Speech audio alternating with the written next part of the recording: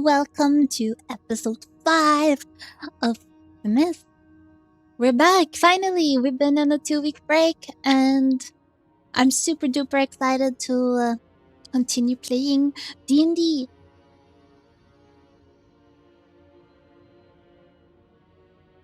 Yeah!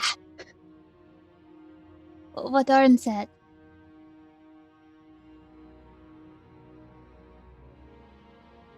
Ayo! Thank you so much! Thank you. I don't know why the sound didn't go. Oh, it didn't go off because it's on the D&D overlay. I'm so smart. Thank you so much for the sub. Appreciate it. Did you all see my new sub alert? Probably not. But if you did see it, then yeah, that's new, and I made it myself. And if you would like one of your own, you could go to my Etsy store. No, I'm not gonna do an input. Anyway, I'm gonna jump into the Discord. Thanks for joining us on this evening. I hope you have a good time and enjoy your stay. Put your seatbelts on.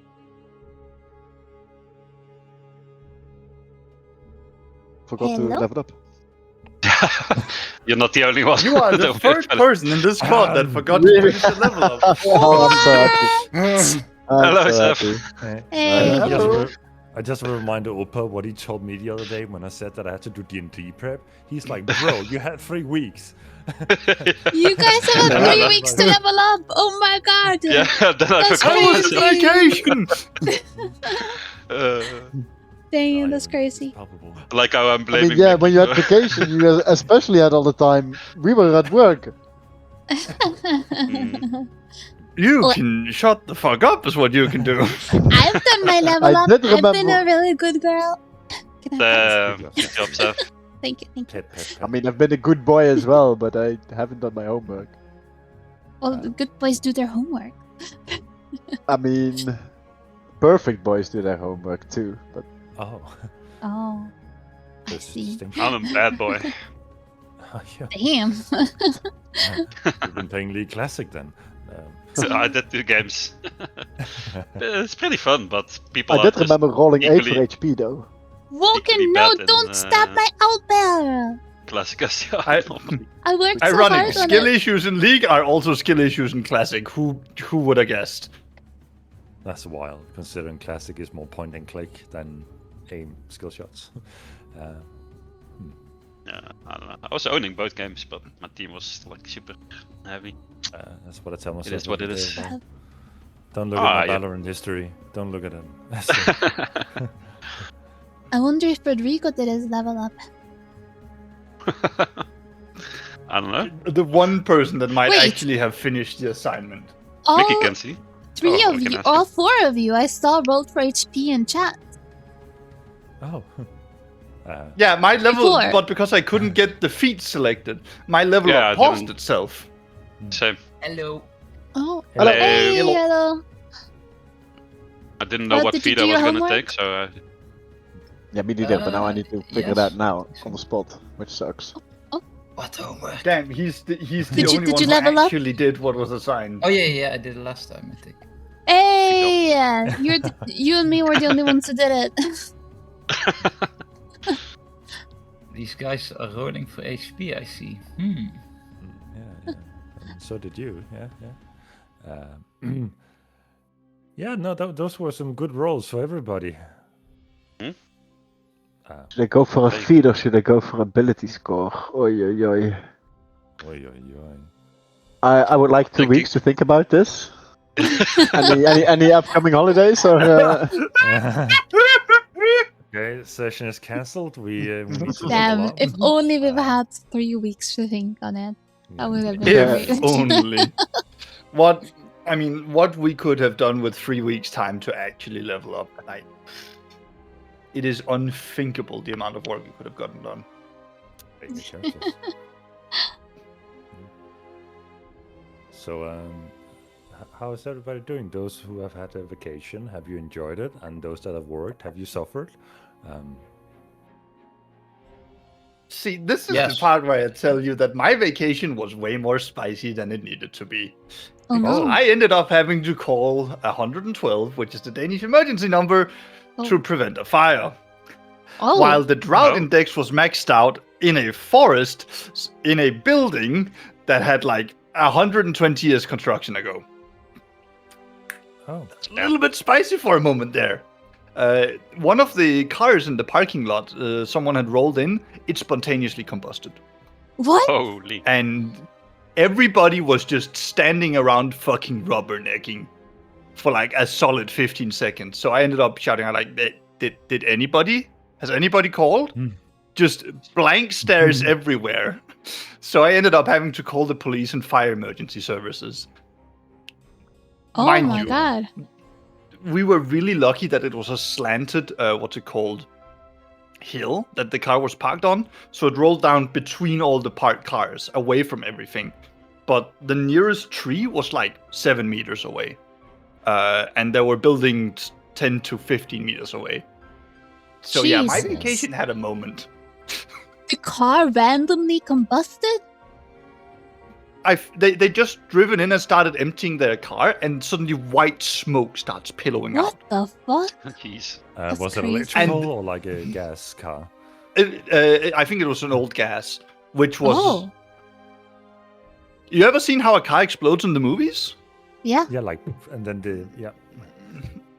Turns out, while movies often dramatize the explosion, they don't dramatize the sound. Because it fucking sounded real. Jesus. Oh, That's that so was a great scary vacation. that can happen. Oh my god. So yeah, there's your answer on how was my vacation. Then I also helped build a house. That was pretty peaceful. Cool. I helped get further along the construction project. well, that's So you worked during your holiday? It's an uncle that I usually help with construction. Spend a week every year. Cool. well, that's What the fuck? There's so many feeds, bro. okay, we have to drag our time more. So, I mean, I can also I can also tell you about what I actually did at that place where the car was on fire, because that was the D&D week of the year where I did nothing other than play board games and various kinds of Dungeons and Dragons events and such. okay, some good experiences, I imagine. I tried to play Call of Cthulhu and then got cancelled in like fucking 11th hour. Well, and then I got to play a whole bunch of cool board games. Have I told you guys about the game called Red Dragon Inn? No, but it sounds hot. Wait, DM, help me. I'm DM. That's me. Hello, you DM. I've just been editing, and a lot of people say that like Resilient Con is really good, just to keep your like. It gives proficiency in saving throws for Constitution and helps on like keeping your concentration, basically. Yep. Yeah. So you increase the ability score by 1, and then you would choose Constitution. But I mean, I feel like I fucked up because then I have 16 Constitution and 15 Charisma. Isn't that like shouldn't my Charisma always be Well, so like my main stat?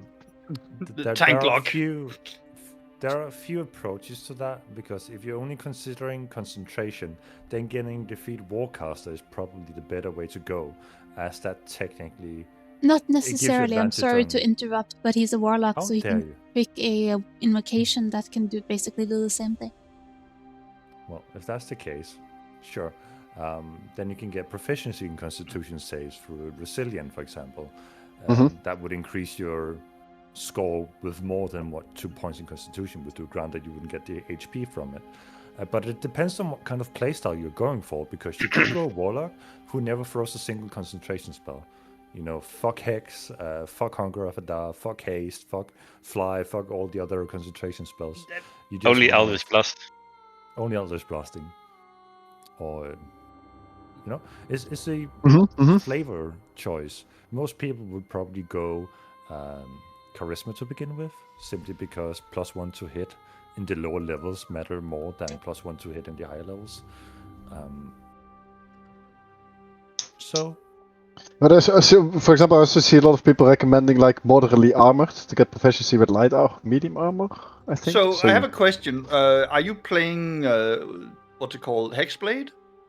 No. Right. In that case, if you're not planning on going melee, then Constitution is good, but it's like the extra health You're is not gonna not get hit as that big as often. of a previous. Yeah, I wouldn't be taking it for the health either. It would just be for the proficiency on the saving throws and keeping the concentration. But that's because that's what other people recommended, not because I was thinking that. Sure. I think most people play Warlocks more like a melee skirmisher, like with spells usually. Like I was thinking like completely. Like a Oh, sword see, and like shield, and then since I'm like this runner thingy, I was thinking of maybe multi-classing into rogue as well to be like a scout Oh. kind of thingy. But I wasn't sure how I don't think you to. need concentration. From Yeah. the way you've played, You're I don't think so. a halfling, right? I'm a gnome. Ah, never mind. Is your constitution score 15 right now, or? It's 15, yeah. Oh, okay. 15 con and 15 You charisma. can, as a Oh. warlock, you might want to consider the feat Fey touched, unless that goes completely against your flavor, because it does give you a free Misty Step once a day, Wait, I already without took my using a step spell as slot. spell, God damn it. But if you have, you can swap out spells as a warlock and level up anyways. Yeah, just have to wait till level 5. You got that. it might soon. be better to Pretty just much. get the ASI and do like one in constitution, one in charisma. You just go for Might just be Q and the charisma. ability score increase then? Oh yeah, that's ASI, yeah. Yeah. So that would be Yeah. like your advice, like not go for feat, just go for increasing the score? Because you get an extra that's- charisma from your race, right? Safi? Yeah. That's why you're at 16? Yeah, I'm at 6. Well, yeah. Now I'm at 18. Because Oh, I yeah. also Oh, just whoa. took AC. Oh, you put them both into charisma. Yeah, because I didn't have uneven stats. Oh, I see. Then I But I probably mean, just go with for- you go for the one in Constitution, one charisma is pretty good with having such high Constitution, right? Then you have plus Then I 3 have to your 16 con saving and 16 throws charisma. as well. Yeah, Yeah. true. That's I mean, if you decent. grab Resilient, you're definitely more than welcome. Like, getting on the front lines is something you can far more reliably do. Your Well, I was resilient is good. thinking, I was thinking about my character development, right? It being like more of a scoutish type character, like being part of the runners, and then possibly multi-classing into rogue. But I wouldn't even know if that's recommended, or at what I level mean, that it's would role actually playing. be. You do whatever you Don't want. care about recommending, yeah. Just do what. No, okay, true. But yeah, mean, if there you are wanna certain min-max, levels you're like brave, where good it's job. where it's way easier to. Yeah. No, I don't care about min-maxing. Then I should have done my leveling like 3 weeks ago. I mean, But there's like certain thresholds, like that certain like level ups you get as your whatever it's called, your patron or whatever. So it wouldn't be nice to spend that level on Oh yeah. a multi-class because the next warlock level would be more beneficial. That's what I kind of mean. Mm-hmm. yeah. I'll just go for the ASI and I'll look at it when I. You should do what take you my want, or if you'd rather get resilient. I mean, resilient is pretty good too. No, I like high. What's it called? Probably the strongest feat there is, but Resilient. yeah. Or one of the best ones, but also like getting But that. I think for you, the charisma way score you higher describe is- it, the ASI makes more sense. Yeah. So if we want to go down the like rogue scout, more like far away look at things, Spell Sniper is fucking hilarious on warlocks because you can get it with the like extended Eldritch Blast feat, and now you are legitimately shooting people like at 500 yards of feet. That I need to also make bigger sounds. battle maps. Yeah. that Good luck with that, Mickey. sounds fun. Oh yeah. My DM will hate me, but The current battle map you're on is 80 by 80. I will need one that is twice the size to make up for that shooting distance. Yeah. Yeah, so we're That- gonna play Well, by we're all line. just standing around while Arthur is just shooting fucking nukes. I was about to say at that, the and you enemy. know the whole problem of the mist making us unable to see that far away. But these are problems we can overcome somehow. I'm sure. For sure, absolutely. You know what? I'm gonna go for this, and if I made a mistake, then I'm just gonna look Off at your it. character. You're I'm gonna. just gonna off my guy. I'm just gonna try and save some other random runner again. Some Yeah, NPC. Is anyone close to death? I'll save him. You don't know him. I'll save him. Hey! Oh my god, what a shame. Anyway, can I make a new character? Anyway. Hi, I'm Arthurus. Arthurus Bongles. Oh, interesting.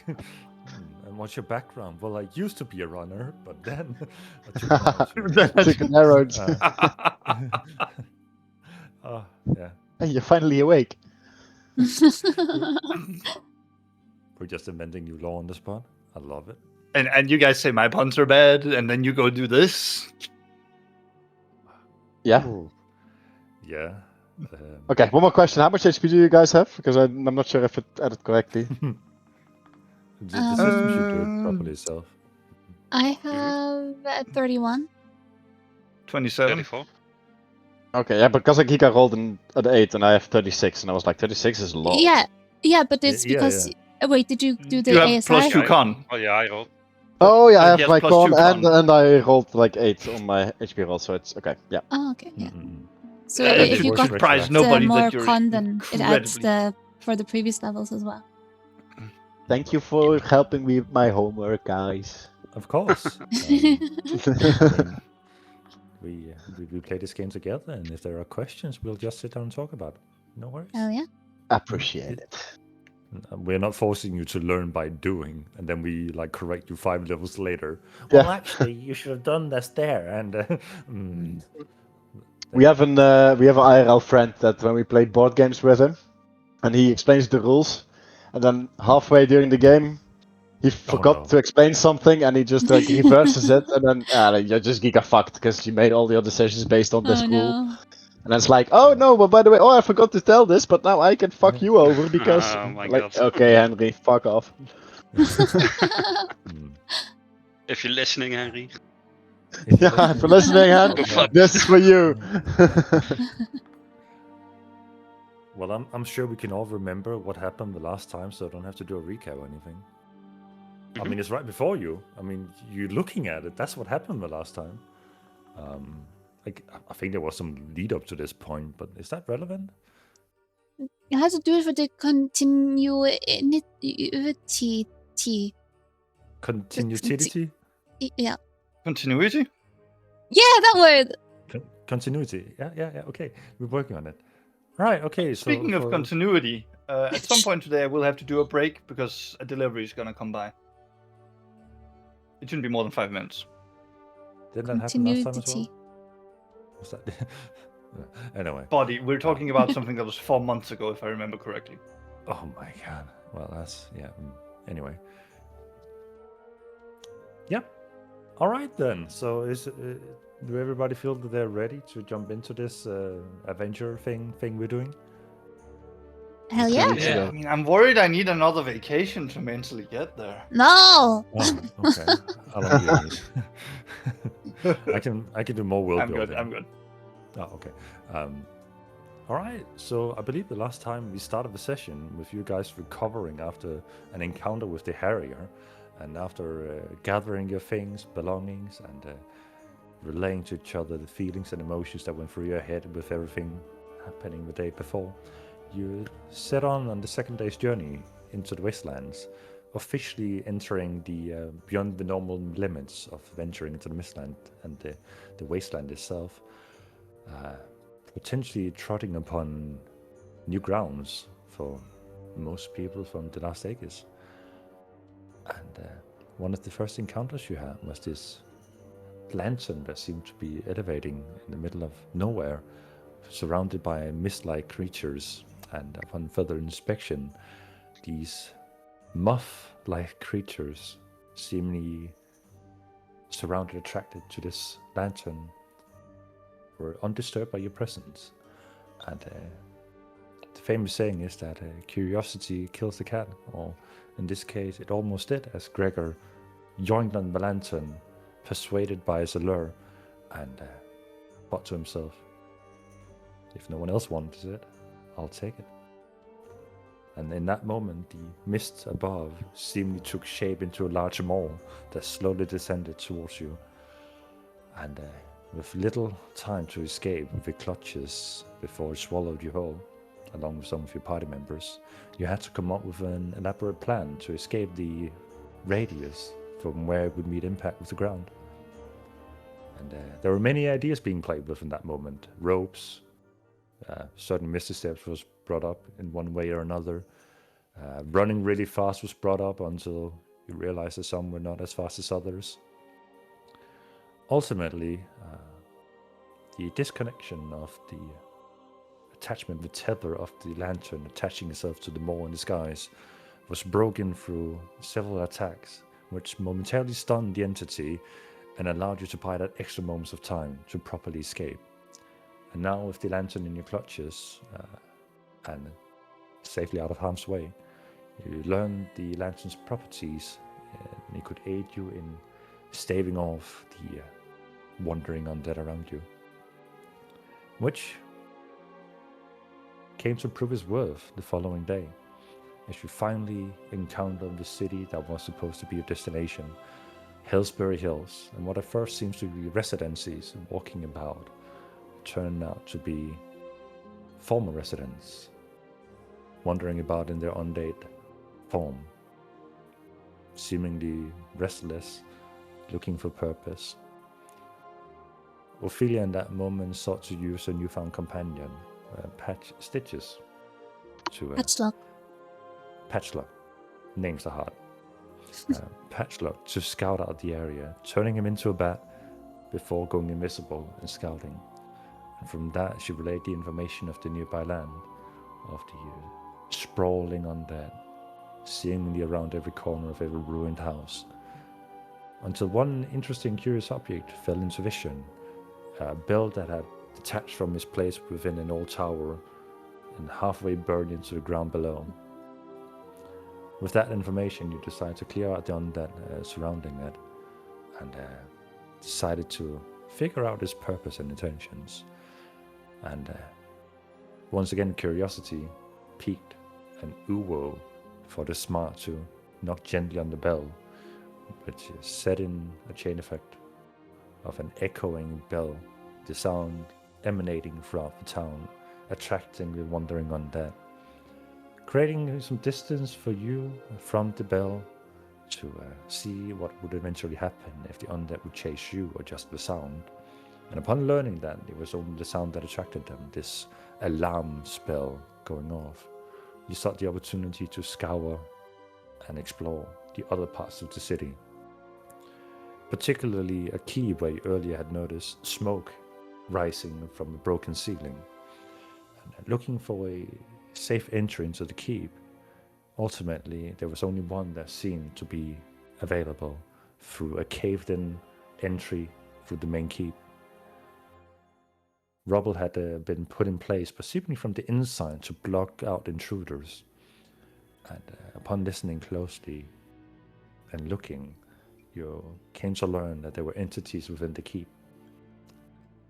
To cover your seemingly break-in, Uwo erected a dome of silence to muffle out any sounds that may attract both the attention of those within, but also from the nearby undead. Clearing out a few rocks, you managed your way through.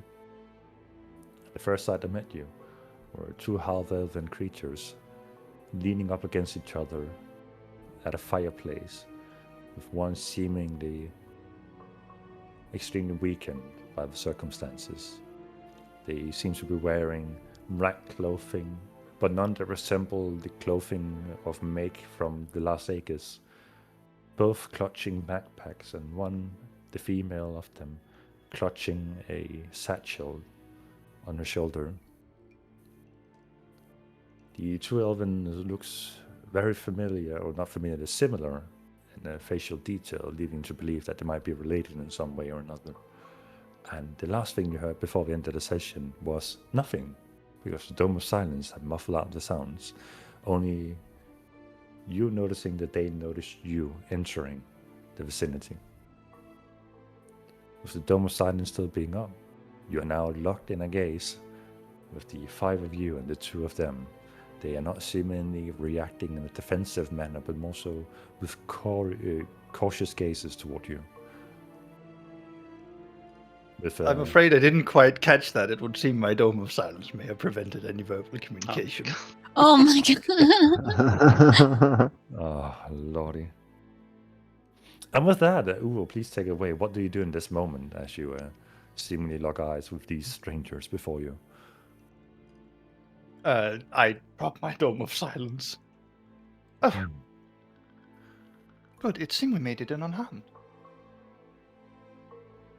No words are being uttered from the 2 strangers nestled up against the warmth of the campfire. They're just locking eyes with you cautiously. Hello. You seem to be stuck in quite a pickle in here. Well, I suppose now we're with you. The female seems to be clutching her objects and seemingly trying to scour herself backwards with her feet, but extremely weakened, while the male counterpart seems to be leaning forwards in a semi-defensive manner, but stumbling in the approach.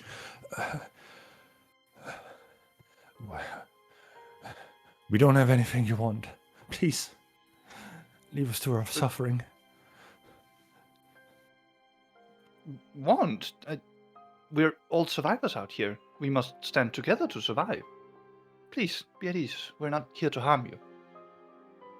It's our first time finding any survivors out here in the mist. Away from the settlement.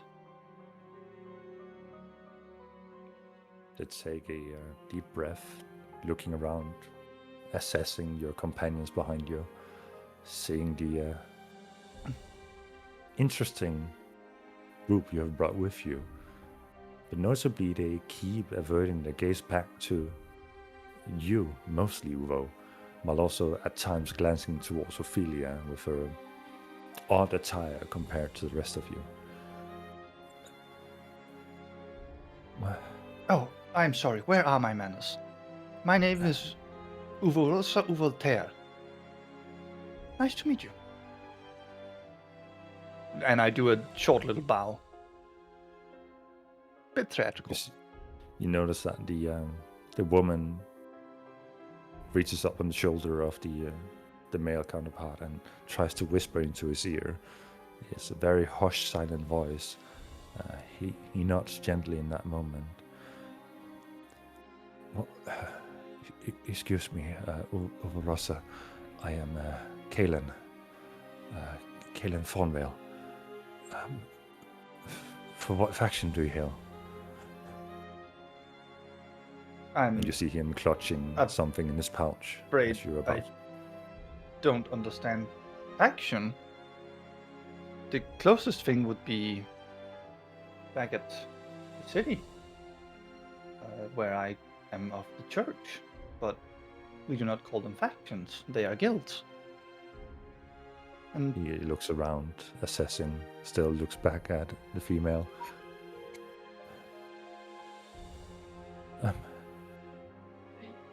What about your traveling companions? They... Oh, of course. I am so sorry I forgot to introduce them. Over here is the valiant sword Dorian. Here is our expedition leader Arthur, who has seen us through 3 days meandering in the mist. Here is the great and mysterious Ophelia, a legend seamstress. And here is Brother Gregor Vane, personal friend of mine and a holy man of the light. A man of the light? Yes, greetings. Excuse me for interrupting, but well, where are you from? You see, with this question, he kind of withdraws a little bit. Before I answer more questions, to what extent does your capabilities of the church reach? My sister has attracted quite the condition, and Can try to give you some healing. Let me Is it okay if I approach and inspect her? He looks towards her. Please, we Make an mean you insight no check harm. from Gregor. Insight. Ooh, 10.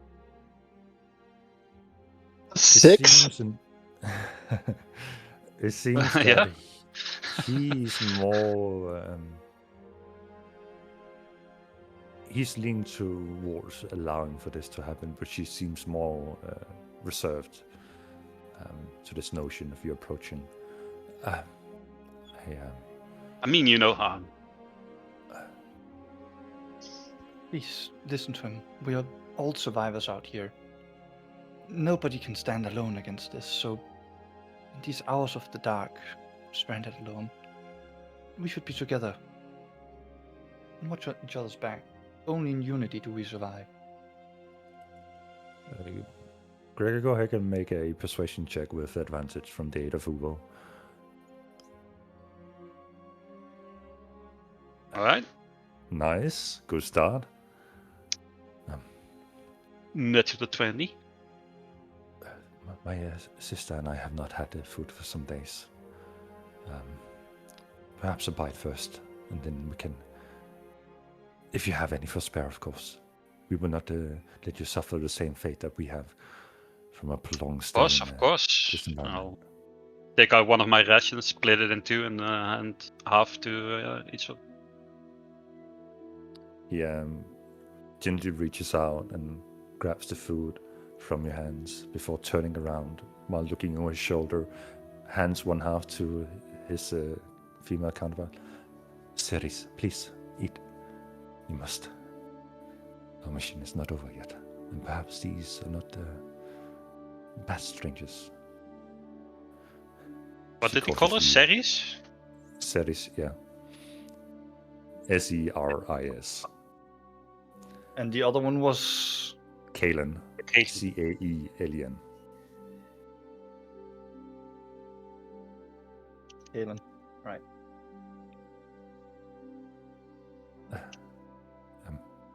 Please eat. We need to continue. Thank you. Your name again. I'm sorry. Yeah, tense situation. You have to understand. Your name, Gregor? Oh, of course. Gregor. Thank you Uvarosa. for your aid. Uvarosa. I am. You have to excuse. Names is not my first priority in this moment, and I might have to inquire later for your companions. When we recover in strength, we will look more into what ails her, if you don't mind. We have been here for quite some time. Of course. Our rations ran dry some days ago, and we've been praying for a long time for help to come.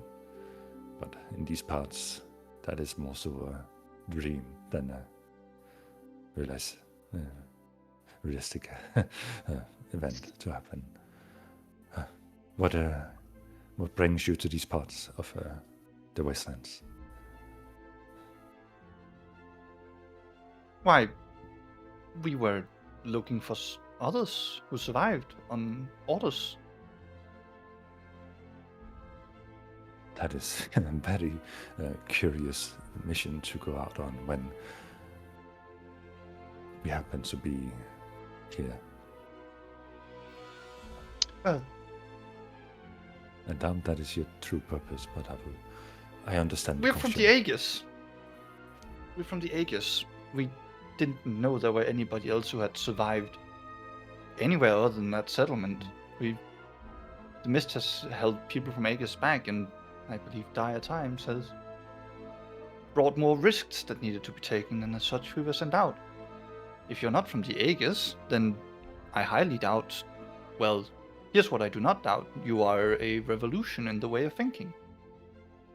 Everybody in the Aegis thinks that they're the last living ones and only dare speculate that there are other survivors outside. So if you think we are with some old grudge or someone from your past, unless they come from the Aegis, that is most assuredly not the case. And if they came from the Aegis, we would love to know where they went. Uvo, make an insight check to him. after saying this. What insight? You see him listening to what you're saying, and he turns towards Ceres. You can see there is some kind of communication going on, but on what level, if they're just hush whispers or telepathic or in other ways communications, it is hard to decipher in this moment. But towards the end of what seems to be a conversation, she shakes her head while still nibbling on the food that has been recently handed to her. You have to excuse my sister.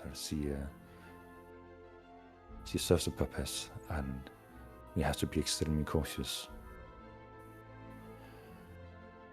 Look. What did you see out there? If you're here, then are they gone? Are your undying still there? You mean the hordes of undead? The giant flying mist thing? Avian? Honestly, when you live in a mountain, you don't get that many winged things. They're more a myth than anything. Or something else. You can see him like mouth swears to himself. Are you saying that a Herge followed you to this point? There's more of them? You mean the flying monster?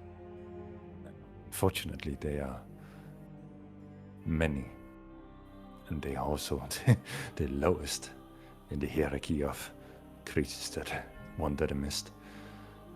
Unfortunately. And yet they are not less deadly because of that. That is my job of knowing. I am, as said before, I am Kaelin Fonvale, and I am my sister, Ceres Fonvale's guardian. And it is my duty to know of the wildlands, while she has other duties to see to. Do you mind if we join you around the fire? It's cold. Of course. You see him and his sister kind of draws a little bit back, both to make room, but also to create some distance as you approach.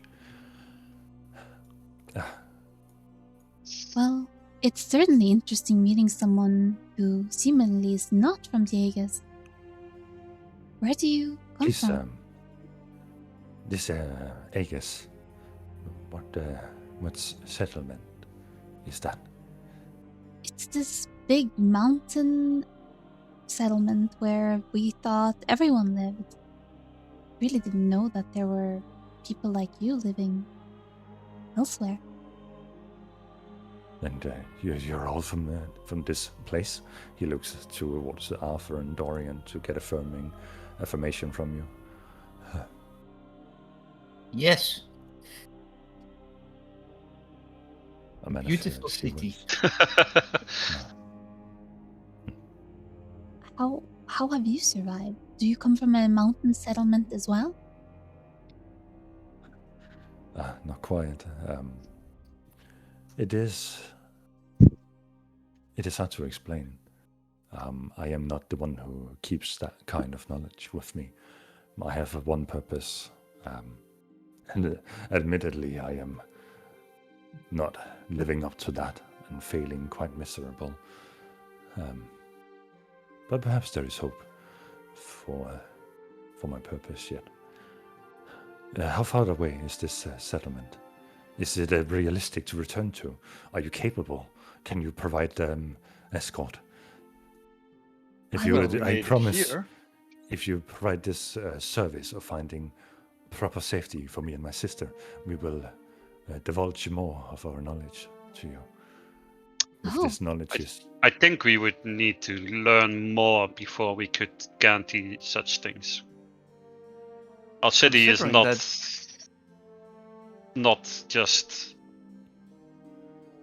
free for anyone to enter. You know, we need to be careful who we bring back. Gregor, the church would surely accept them. Just as they had me. But if they say who they are, but we don't know these people.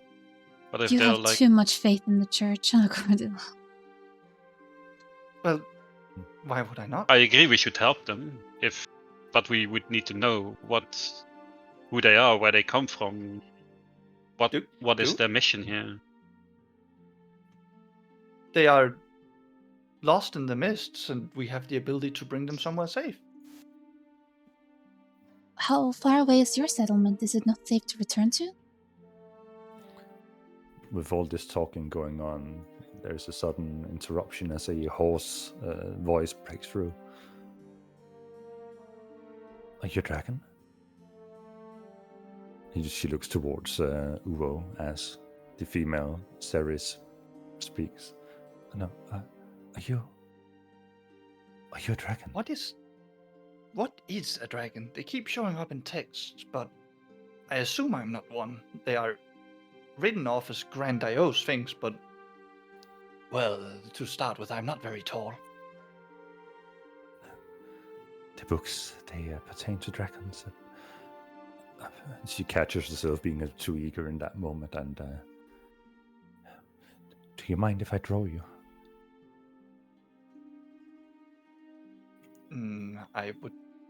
I guess not. But you should out really a have sketchbook. Gregor look at you. From what I heard, you were quite wounded. You know, I have an idea. I'll play a little song of rest while Gregor attends to you.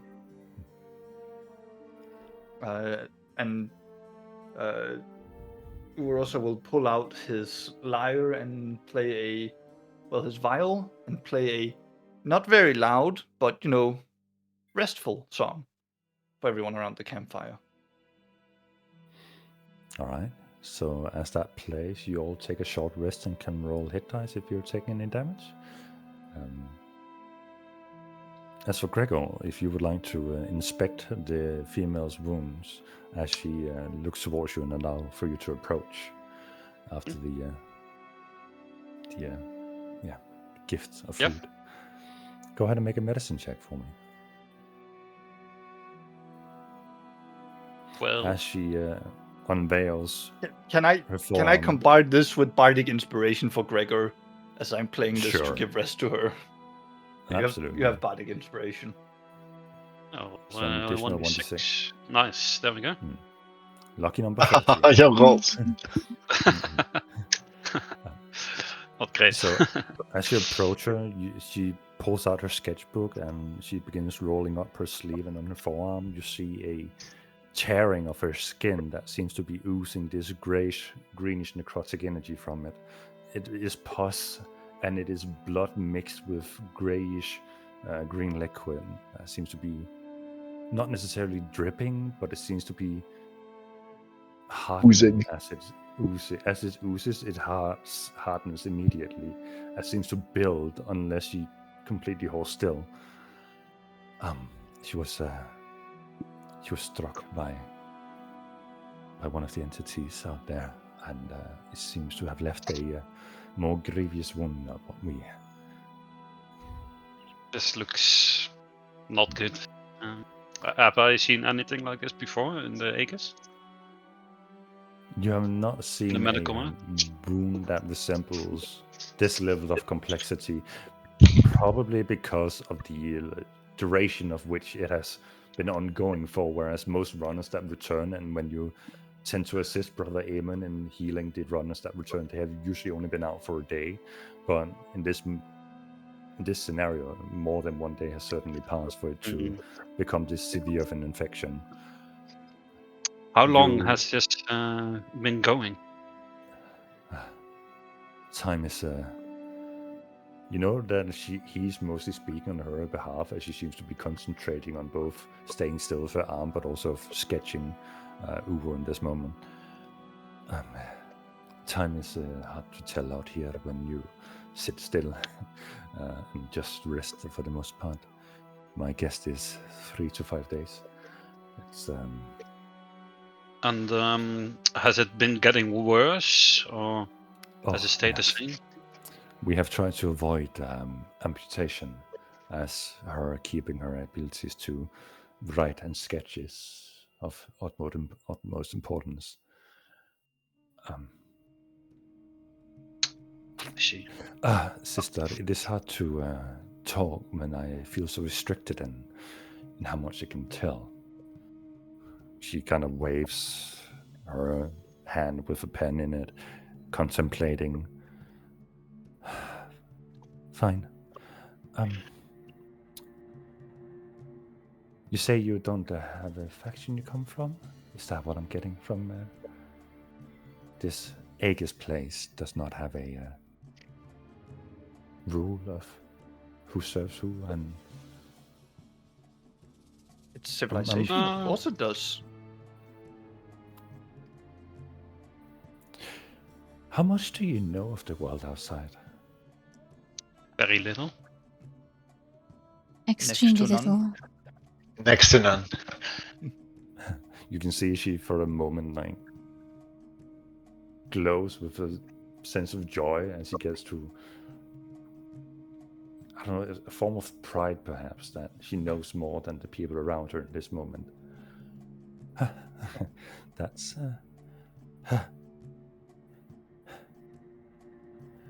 well, seeing as we probably would have been dead without your encounter, we, my brother and I, with many is perhaps a big word, we come from the faction, the Order of Scrolls. It's an old faction. It's a remnant of a time before the mist. The time before Valoris was completely encapsulated by the mist and preventing free travel with its creatures and corruption that is spread. We were sent out to take notes of survivors and forgotten history in the southern part of the fragmented country, and well, our means of travel was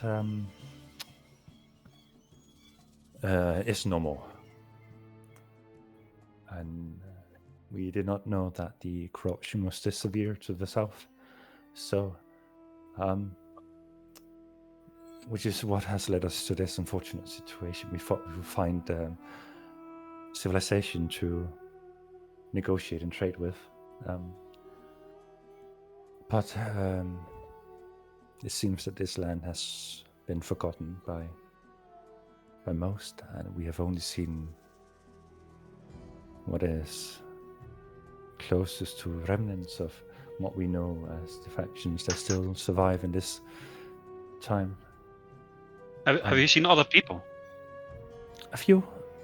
They're... To be honest with you, we are not exactly hiding from the Undying out there, but most of those that can wander amongst them without being assaulted. We were cautious that you might have been pertaining to those, but seeing your cluelessness, I presume that is not the case. I'm sorry for being presumptuous. Wait, are you saying that where you hail from, the mist is not as severe? Oh, no, it's far worse, but it is alone, whereas you see her pause, contemplating how much she should tell of her understanding. I would be happy to tell you about the Aegis, and if it's civilization you're looking for, I mean, we're a big civilization in the Aegis. Maybe some trade could happen. If we can find cover and refugee from the dangers out here and the factions that only seek to hurt us, we will find time to recoup and perhaps we can share more. But this Aegis is it a friendly place? It's hostile. To outsiders especially. And to their own people, to be honest. But anyway, I would be careful. Painting a bit of a biased picture, Ophelia, considering your situation. Let's not bring that up. Well, it does seem that you are bringing it up yourself. I'm not. I'm just saying they are cautious of outsiders, which is true. Yes, this is true. And As we should be. Right. I that would being be said, happy The to. church will also provide sanctuary. Is it just the two of you that's looking for sanctuary? Well, from our group, for certain, as we are what remains of it. How many are you? Our faction, or just my group that went here? Your group? Our group. We were 5 to begin with. The means of a traversal from the middle continent to the southern part is ruthless, to say the least. And the mist claims what it claims, and our means of travel was lost to that claim. Our other 2 companions died protecting me as their duty. I'm What is so sorry to hear that. special about you, if I may ask? What's your mission? Your brother said he was your guardian. Now I hear that these other people are to protect you. You seem quite important. I think trust works both ways here, and I give them both 1 ration. The brother reaches out to grab them cautiously to see if there's any hint of nefarious intentions, but then upon no immediate assault, he hands a ration to his sister, who begins drinking and eating as if they haven't had anything for days, which quite literally is the case. In the Order of the Scrolls, there are 2 roles. There are guardians, my brother, and there are lawmasters, me. As you may have noticed, writing things down does not tend to stay. Knowledge tends to stay what knowledge is being given, and those selected few who have a keen mind can retain that information better, gather new information, and keep the old world alive in memory, the world before the mist.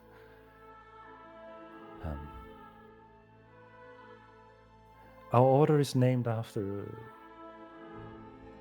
an old city that used to stand before the mist, the City of Scrolls. According to the books and the knowledge we have gathered, which a magocracy that was enhanced by the machinations of tinkerers. It was said to be able to withstand the mist's pervasion, but unforeseen circumstances seem to have caused these defensive mechanisms to fail or disappear entirely. The wording on this is a bit uncertain. And our purpose is to find hints and clues to create a sanctuary. But we are not the only faction that seems to pertain to knowledge of the world before the mist. One particularly, you could say, is our rival faction. It's a bit weird to fight other people in times of apocalyptic events. They call themselves the Black Banners, and they also trade in knowledge and seek it out, but they do so through nefarious means. They trade everything: knowledge, weapons, armors, secrets, people.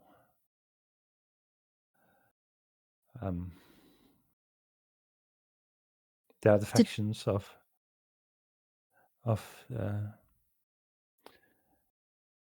when times change, so does people's belief.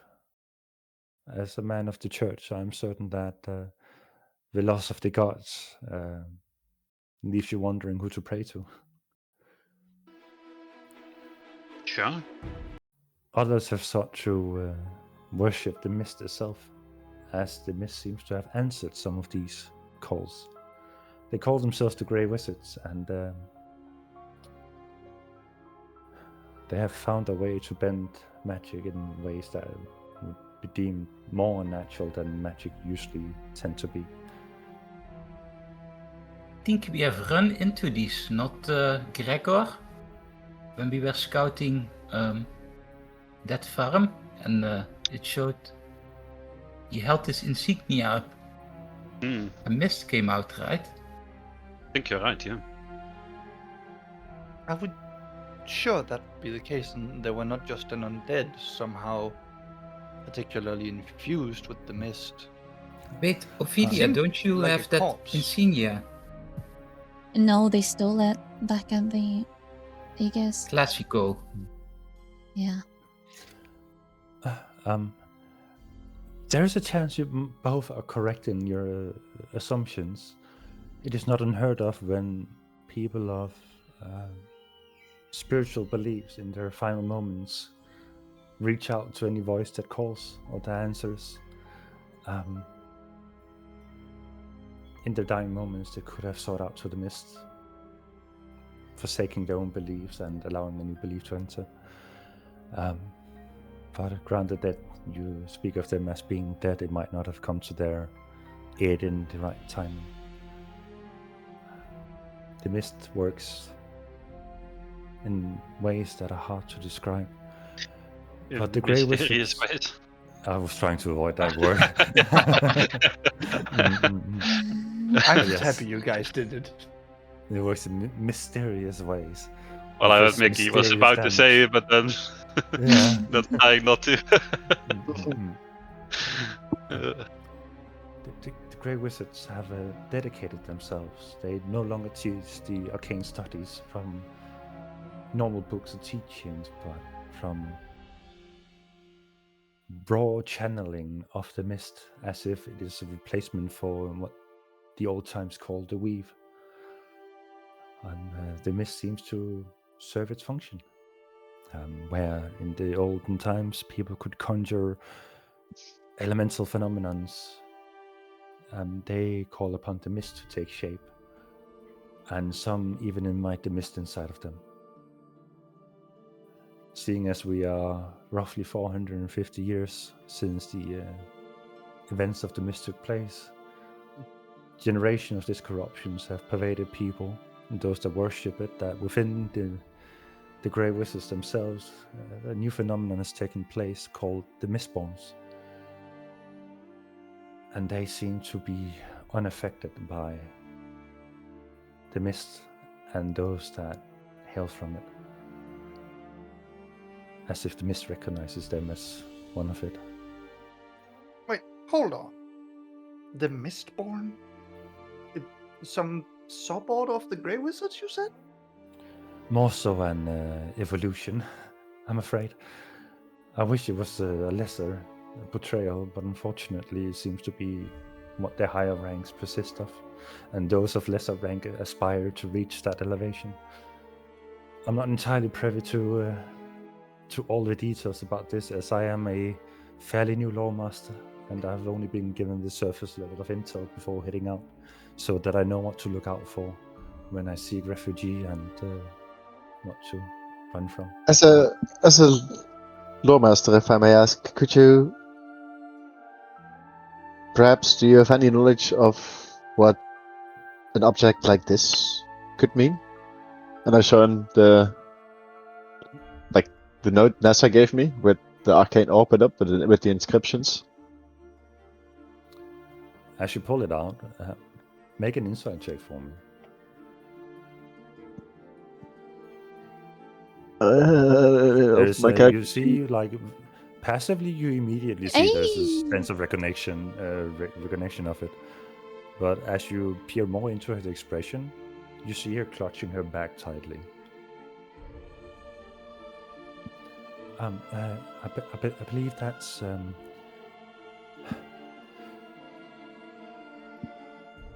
it's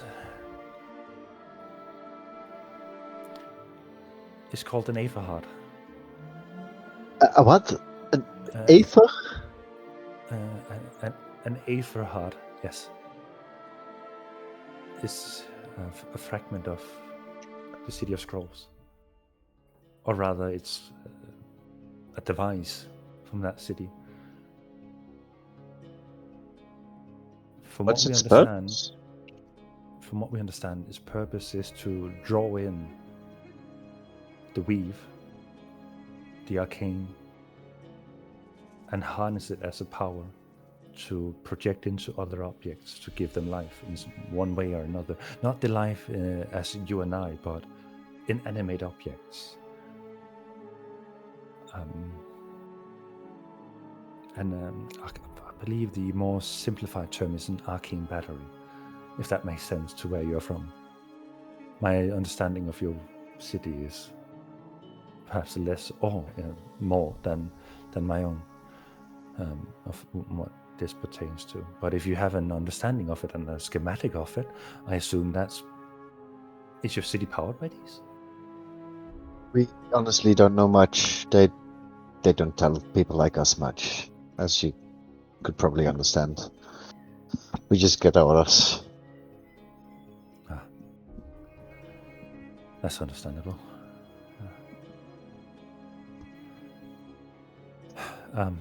Unfortunately, I wish it ended with the Grey Wizards. But there's one more faction of old that we know exists up there, which unfortunately is also the most devious ones. With all kind of power and influence, there is a scale of power, but that scale can be circumvented through underhanded means. And unfortunately, this last faction serves only in those, as they do not call upon the mist, but call upon an entity of old from before the mist, one deity they hope still exists out there, and they worship to it by mercilessly killing. But they have been deranged by the mist with time. They take upon them the identity of those they kill, regain some of their memories of those they killed, and wander amongst us as if one of us. They have ruined many of our smaller societies from within before we could notice their presence, and that's why we don't stay gathered up anymore. We stay spread out, and our headquarters is safe kept. Even I am not privy to that. I only know a return point, and from there I know nothing. What is this faction called?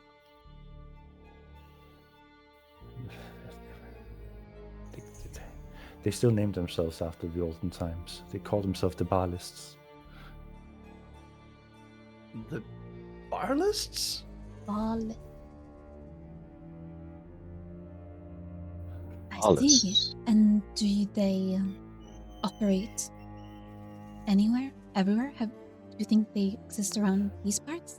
I understand you're eager, but you have to understand we are fairly new to this part of the continent too. We didn't even know of your location or what to expect. I'm just that. Eager to learn more. We know they infiltrate societies from within and leave nothing behind once they're done. They hope to be called upon by the entity they pray to, and they take pleasure in it. And you said they could take the shape of both they have killed? We believe they have evolved into a species that we have fittingly named the Changelings, as they have, in a manner of fact, changed before our very eyes to reveal their untruthfulness to their form. You see me getting, what's it called? Scared, and I take one step away from Ophelia.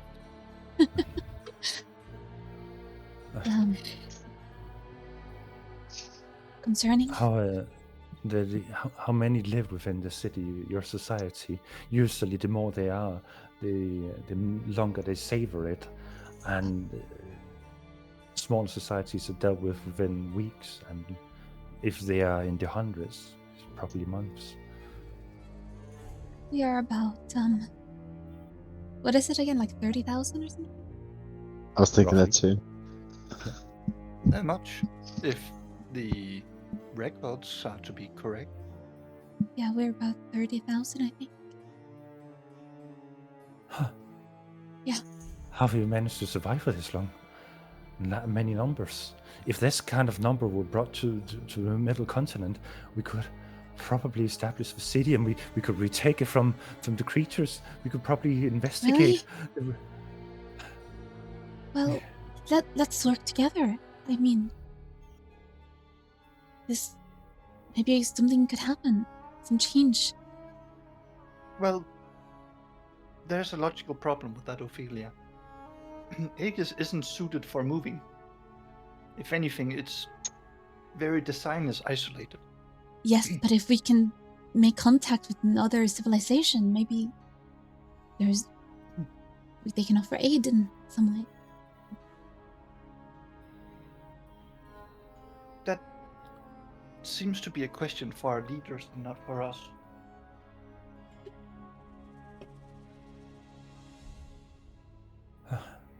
Although, I'm worried you said the more... You know, the Ballast faction, if they have found our society, and you said they like to take their time in big numbers, well, I have some concerns that maybe they are operating within Aegis as well. Karen, if you don't mind me asking, do you have any proof of you being who you say you are? What? Kaelin, I mean, yes. why, like, would we just give them directions to the Aegis? Like, would you want to live in a civilization where people give out directions to your home this easily? To strangers we've met 10 minutes ago? Obviously not, as that is not how we live at the moment.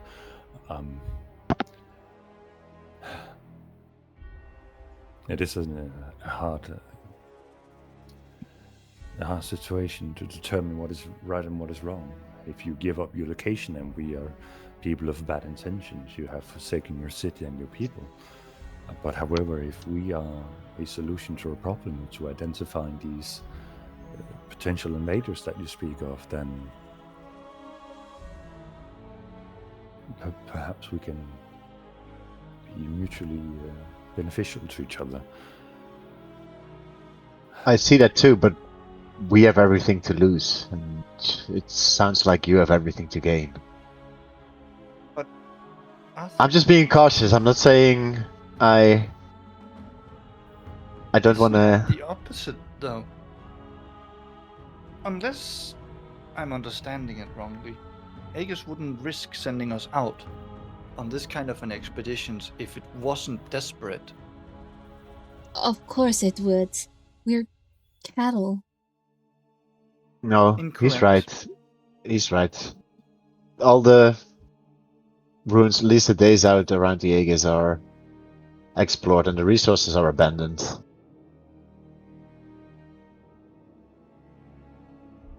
There's a reason that nobody has ever tried to attempt the journey that took more than a single day's travel. You sound like you have been struggling with staying unseen in the mist. Your home not capable of conjuring artifacts that can make you concealed from the prying eyes of the predators. No, such a thing is possible. Well, only momentarily. And you see him like talking his cloak, and he talks it, and he vanishes from sight.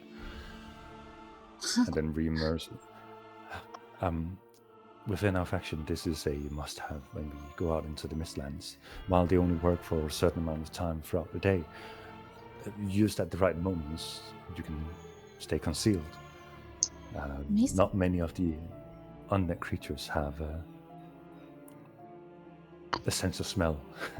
And that is the only thing you leave behind when you vanish from sight.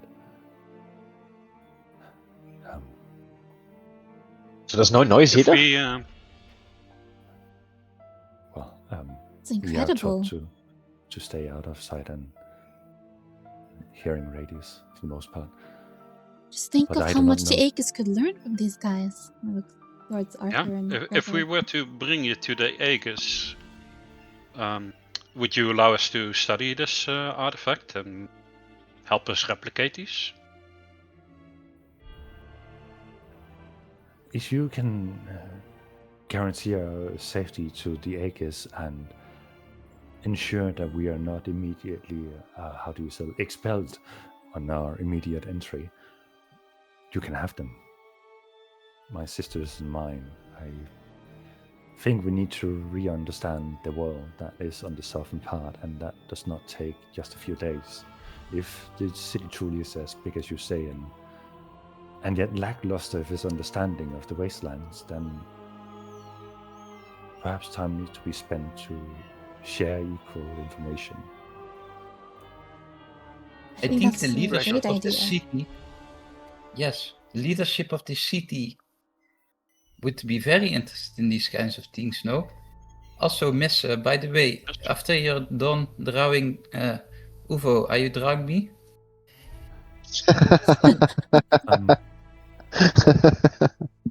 You see her turn around the sketch, and you see a slightly saturated version of Uvo with the slightly more pointy scales and vaguely outlined wings extending from behind his back. Yes. Do I see this? Absolutely. Do I see this? Hmm. I do not have wings, Mrs. Wow, that looks Sketches. amazing. Ooh, you should try I to look like never- that. The stories of dragons talk about wingspans that cover the sun as they flew across the skies, instilling both aspiration but also fear into people. There are stories of both Well- dragons of good and evil, and if you are a dragon, well, certainly I hope you are a good one. Well, I do not have wings. I do not have wingspans that blot out the sun. I do not know what the exact size of the sun is, other than it's supposed to be a floating, shining sphere, ball above the mist. And my scales do most certainly not look like that. Miss, you have horribly embellished this. And while I do so love it for a good story, I think this was a more academic extension. Uvo, this is I- art. Uvo, how old are you? It's misrepresentative. I can't go around being known as a dragon. Maybe it's like Cause all with kinds of us humans. That It's like at a certain age package. you gain hair down below. Maybe your wings come out when you're older. Puberty. Draconic puberty. You see the female begins to ponder this. Sarah begins to draw notes next to the drawings. Draconic puberty. I'll keep this in mind. The Sorry. speed Sorry. My apologies, sir. Drawing you. Sorry, I just had to leave for like a short second because of a package. Your name again. I'm sorry. If I were to draw you, what name may I add to the sketch? It's Uvo the Volterra. Great Dorian. Oh, Oh, you're talking about him. Sorry, I missed. The great. That's quite the title to have at this point, but they say you make your own name. And no, to ask make them. sure- It's my name. She looks around skeptically. A shrug. Like, oh. The Great Dorian. I will make a cliff note of you in my travel book. So, returning to the matter at hand, I, for one, would be willing to try to help you get back to the Aegis with us. However, I have no idea how the leaders of the city will react. They are, well, like I said, a bit hostile, skeptical, dismissive. And my Again, words Ophelia. won't count for much Yours to them. may not, but as Lady Ceres deals with the matter of knowledge and is a proclaimed lore master, it does fall within the purview of the church, as we are the scholars and serve that function within the city. So I am sure that within the matters ordained, all things being equal, it should be Velkin that would be the leader responsible for what to do with such skills, which would probably land you in my library.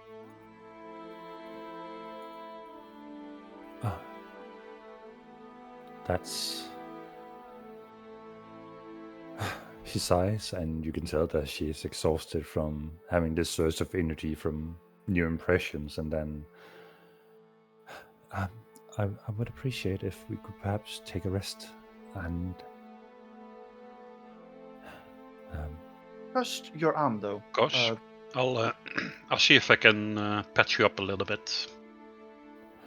I just I'll have first- one question. Oh, no, you first. No, go ahead. It was more to how we were handling spells again, but if you had a plan, then state that first as the medical master. I'm gonna detect poison and disease to figure out what kind of, or if it's like a disease that's is it is that's causing a this? spell? Mm-hmm. Hell yeah. You cast a spell, and you immediately get the sense that this is a disease that is spreading through her. A rot disease is close to like a flesh-eating virus, but it has been caused by whatever tear or bite or weapon impacted upon her forearm, and it is slowly decaying her over time, and Okay. won't stop unless something's done to it. Mm-hmm. Well,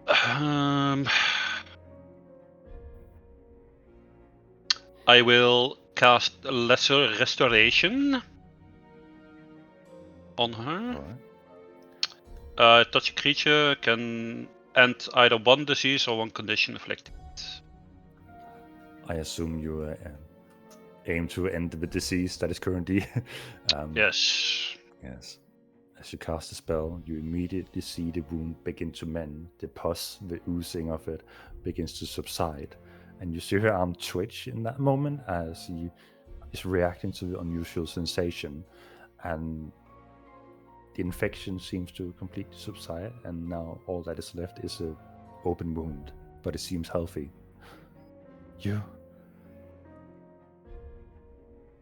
Thank you. You see her eyes kind of brighten up and tears begin to gather. And you see her brother react to it in that moment and rush over to hug her and look over towards you. Gregor, thank you. I owe you a course. favor. Don't mention it. Would have done this for anyone in the same position. I appreciate it. Now rest, and we will talk later.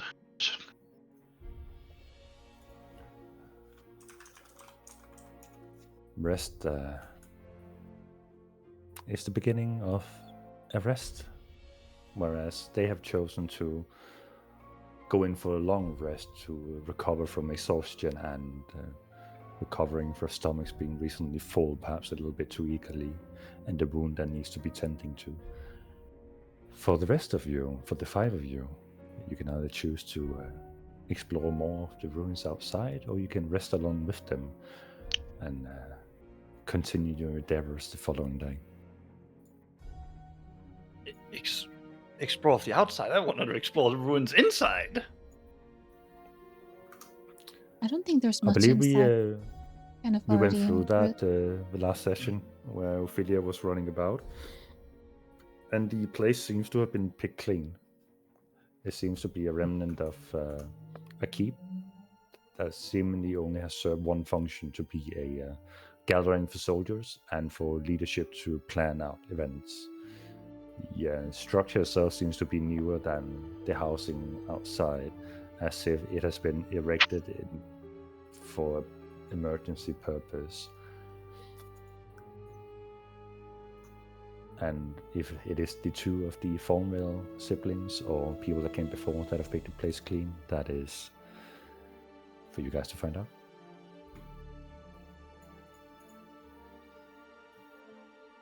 I mean, Uwe would still want to just crawl around in here. All right. Well, make an investigation check for me.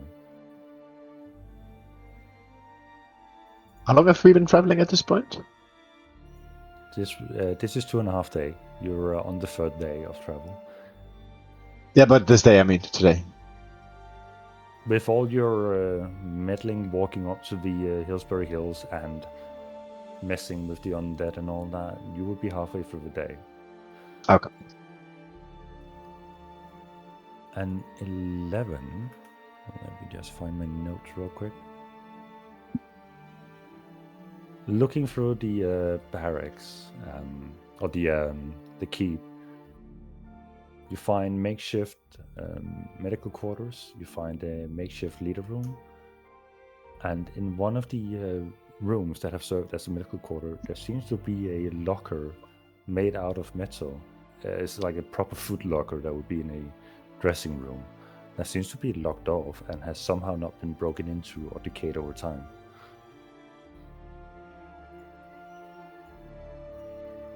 Interesting. You want me to take a look at these? Actually, never mind. I mean, if you're capable, Lauren, of course. I am capable, but I do not have lockpicks. Oh, you can borrow mine, and I'll hand them over my thieves' tools. Hell yeah. You can borrow mine, said the priest to the thief. Don't worry about that little thing. Oh, no, just happened to have it. Confiscated it. Yes. From a young rascal. All right. Ubo just sort of looks like... Don't question it. Is it sleight of hand? Wait, It is sleight of hand. wait, and if wait, you're... you are going to get some buffs first. So, It is first sleight of of all, hand, and if you're proficient with thieves' tools, you also add your proficiency to the sleight of hand. If you are proficient in sleight of hand already, then that is what it is. Yeah, I am. Okay, then you just roll a sleight of hand check Wait. with whatever bonuses you Again. No rolling. If you roll, then you ruin the things I'm going to do to you. Okay. First of all, I'm going to use a level 2 spell slot to cast Enhance Ability, giving you advantage on all dexterity checks with Cat's Grace. And I am also going to give you a charge of Bardic Inspiration. So, Okay. Right. You want some And- guidance on top of that? I'll give some guidance. So I think I the got it. DC for this military grade lockpick is 15. So with all that you've gotten, advantage plus a D6 plus a D4, you basically have to roll really shit not to meet the roll. Just don't roll a Oh. one. If you want to see what that looks like, here you go. with Oh, Sleight of okay. Sword and Sleight of Hand, your luck shall be picked as your enemy slain. Here you go. Roll the Nice, plus go 6 ahead and the and, plus 4. Just for fun, I Wanna want to see see if how that high you can get. 7 would have bricked it. Oh, 1d4. 1d6. It is not. Hi. Adding Oh, your proficiency to sleight of hand. Wait, huh? It only adds your Ah. plus. It does, no? Oh, wait, yeah. But that Oh. is... That's another plus 2. Oh, if he has a proficiency, it would have counted, huh? I guess he's rogues not have proficient. proficiency in thieves' tools. No, But rogues he's are probably proficient not, in right? thieves' tools. Yeah, with the Rogues are tool, but proficient in not thieves' the tools. sleight of hand skill. Okay, Yeah. well, yeah. So you get the plus But- 2 because you're proficient with the tool. Because we roll sleight of hand for that mechanic. Yeah. Mm-mm-mm. So you definitely meet the DC, and as you fiddle with the lockpicks handed to you by the priest, the lock comes open, and the locker seems to be able to be opened at this point. Here you go, Uvo Uvo. will Take walk a up look. and open it. And as we don't check for traps, we eagerly open the locker, and within, you see laying at the bottom of the locker a bracelet adorned with 3 ruby gems in it. Wow. Oh, what is this? Uvo picks up the bracelet. It's beautiful. It seems to be gold band with 3 ruby crystals in it, and it seems to have runic carvations into it. Runes, crystals, precious metal. Call it my long scholarly intuition, but I think this object is magical. Uvo scurries back to the campsite and sort of starts a ritual to identify it. All right. Ritually identifying it. So an hour later, the siblings have fallen fast asleep, and you finish your identification spell, and you come Isn't it to 10 minutes? Well, ritually, that's an hour, isn't it? No, it's 10 Oh. minutes for a 10 ritual. minutes. I 10 thought. minutes. Oh, okay, never mind then. Fine. 2 days later, you finish your spell of identification, and you lay there crying, wondering what else you could spend that time on, as your party members have fallen to okay, that might be a bit much. As I Shit, wrong session. get a screen grab of this.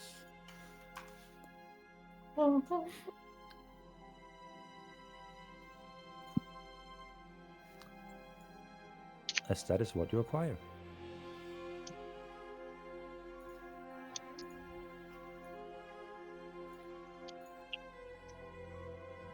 Spill the beans, Buster. Oops, Buster. That's you. Now it is. You're Buster. And I mean, Dorian, I don't have any beans to spill. You don't bring beans as rations. Needs a metaphor. An analogy or whatever. Why not just say... Not use a metaphor and say what you want to say? Okay, what is it? It's a bracelet of scorching rays, it seems. What does it mean? Well, it means that What you right? if I get this right, it seems that once every day, well, not day, but you know, Yes. every period of exertion, it's capable of casting the spell Scorching Ray. Oh,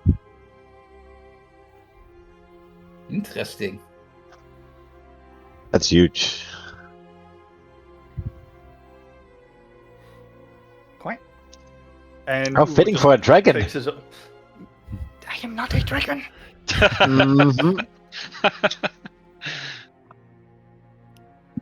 Do I look like I have wings? Grand? Big? Have you read up No, on but you- these things? You do look like you have a scorching ray. What does that have to do with dragons? It's a joke, Uwo.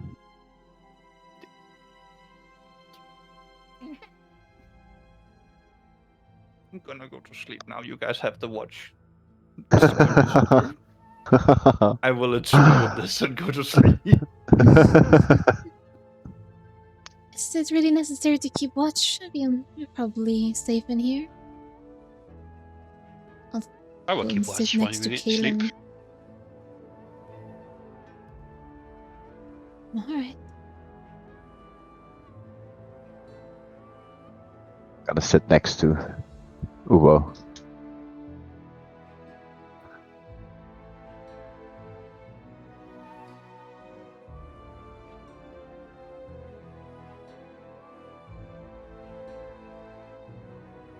Definitely not using this as an excuse to type in the thing in a character sheet.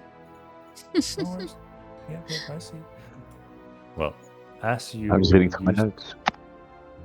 as you all go to sleep, aside from the cleric who tends to hold the watch overnight, rest comes to you all.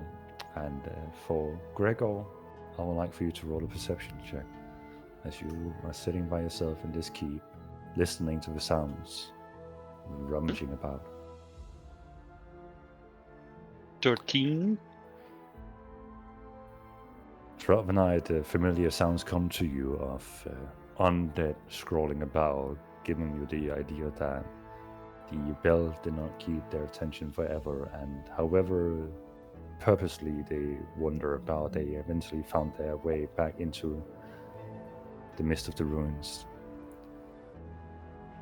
But it's not the only sound you hear throughout the night. You hear a vague veiling of echoing raspy breaths that seems to pertain to entities hovering nearby the keep.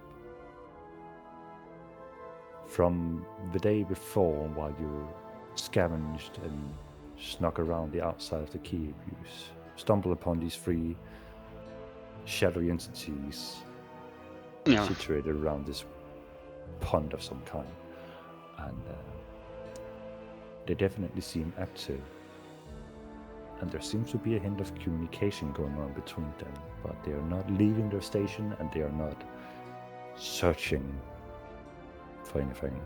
They just seem to be hovering around there while letting out these noises. And as you thought then, no more new surprises will come to you throughout the night. You hear as if a gathering storm begins to accumulate outside. Wind begins to pick up rapidly, but there is no sound of thundering or rain or any anomalies happening, but more so a vague humming. You've heard hymns being sung before in the church. You've heard verses being spoken about. You've heard a collaboration of people singing praises to the domains, hoping for blessings. This is more resonating with Saruman shouting into the mountains in Lord of the Rings, echoing throughout the entire city or beyond the borders.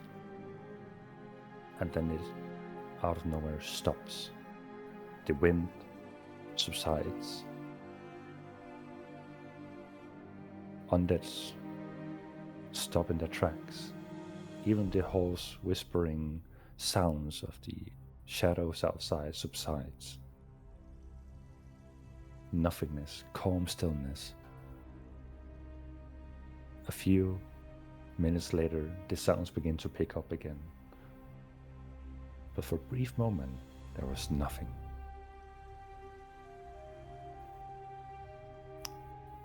And for the rest of your watch, nothing else of interest seems to happen.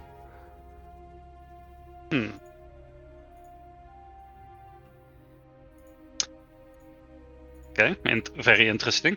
While everyone is sleeping, did I pick up when Arthur showed that drawing of the orb? Did I pick up on Ceres, like looking or grasping at her back a little bit, or not?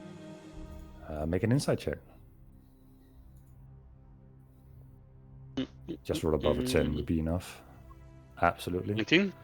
Alright. Yep. I will... So, what happened exactly? Ceres grasping at the... So, the two siblings both carry a backpack each that seems to be of normal make. But Siri herself is clutching a satchel that is wrapped around her shoulder.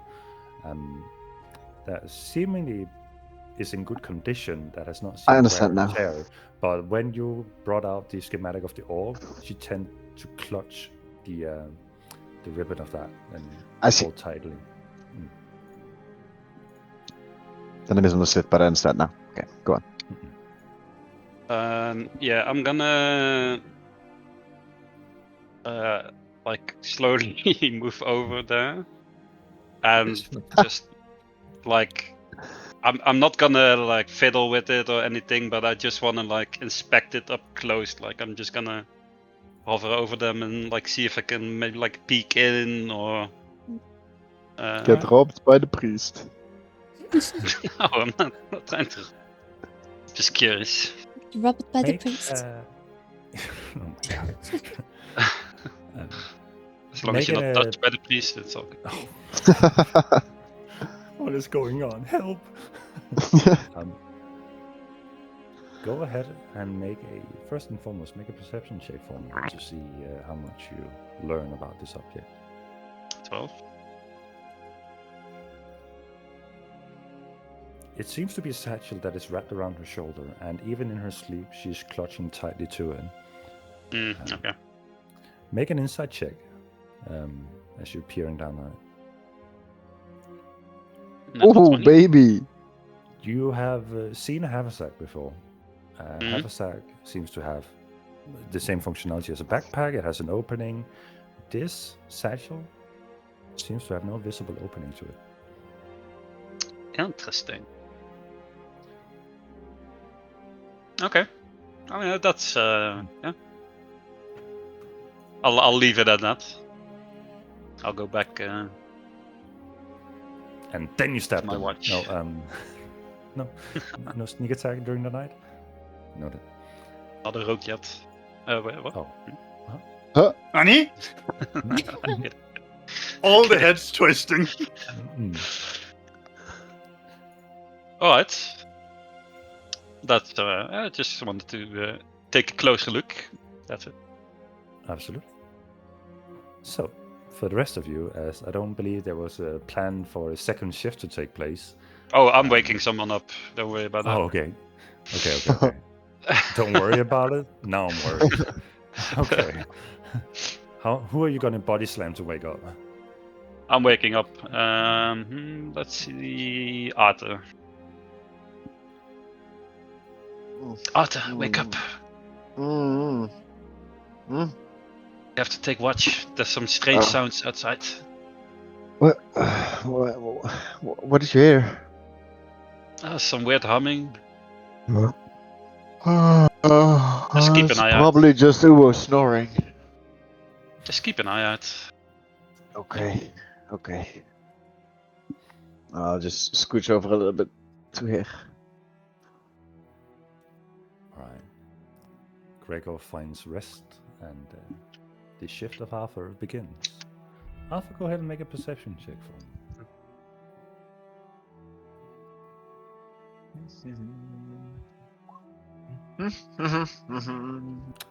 You are, in fact, slightly disturbed by the constant snoring of Uvo lying next to you. You are occasionally interrupted of listening to his snoring by the shambling of undeads outside, either bonking into each other or clawing at the walls of the keep, but not in an aggressive way, just more so, oh, there is a wall, scratch, move on. And that's how your shift passes. Is there anything you would like to do throughout the night?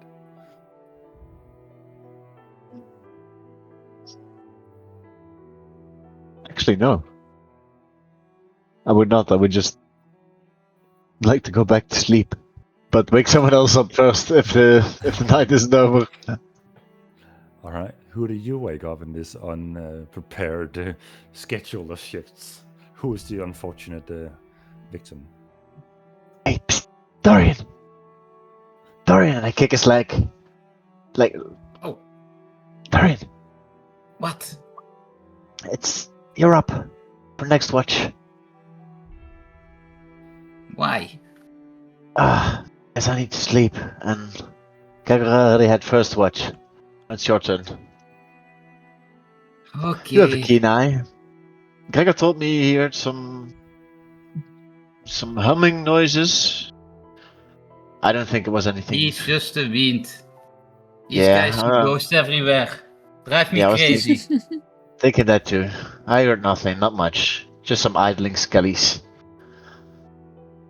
You just keep an eye out, okay?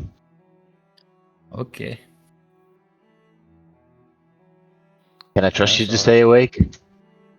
Yes, I will go dancing over here. Thank you, Dorian. All right. Arthur finds rest and Dorian begins his watch. So Dorian, out of curiosity, do you pay attention to your surroundings, or are you so infatuated by dancing and practicing your rapier sword art that we just forgo of that? I mean, I guess the purpose of it is to find like an inner focus of some sorts. So I would say that my perception stays normal. All right, go ahead and make a perception check for me. Here we go. Bomba. That's Beautiful. a nutty one. I wasn't paying attention, but I was lying. You were definitely. Yep. Go ahead and make a performance check for me as you're practicing your dance moves while fencing into air. Throughout the night, you seem to have a fairly mediocre practice session, as if you're lacking motivation. Is this fucking weed? Your shift comes to an end without any notable impressions of the night. And first, the party comes to consciousness with Ophelia and Arthur and Gregor and Uvo Rosa waking up one by one. The siblings, however, are still fast asleep at this point, seemingly needing a few extra hours of rest. How do you guys start the day? Morning, I guys. imagine I woke up during my sleep. I have my head has fallen down on Kaylin's shoulder next to me. I wake up and I just wiped up some drool on my cheek. Beautiful. Just a slobber of ooze on his attire. Nice. What a slobber! No? Okay, that's not you. Yeah. Noted. A new start to the day.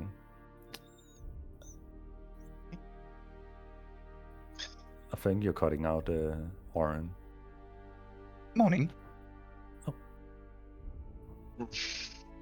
Morning. Well,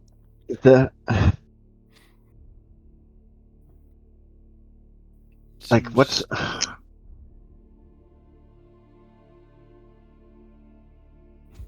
should we What? let them Go sleep? ahead. Jesus, but that is very awkward on Discord. What are you guys trying to say? I'll pull out the little hand Habba. mirror and start fixing up my makeup. Oh, you go first. Oh, I was just going to ask if we should let them sleep. Arthur, how long did it take us to get here, and do you think we can make it back if they sleep? While they're sleeping, you mean? Well, no. I mean, do they need to wake up now to make it back in time? I suspect we do not want to spend more nights sleeping out in the mist than necessary. I think we've traveled about 3 days now. So, yeah, journey back will take another 3 days. I'm not sure how we are on rations. I gave 2 of Oris's rations to them, and I've still 1 spare of that. I have. I 5 would days of have rations probably left. 1 ration extra. But, I mean, we could take a little bit less and share. That would be fine. Then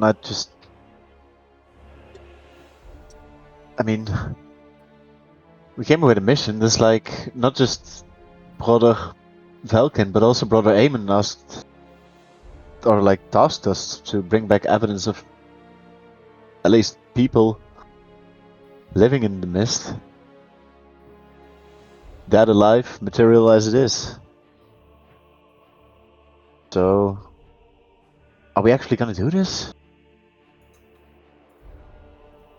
Of course. Would you just leave them out here? No. I just want to make a thought-out decision, I guess. How can we ever make any progress if we don't take these steps forward? You're right. Just being cautious, you know? I mean, these are still strangers to us, and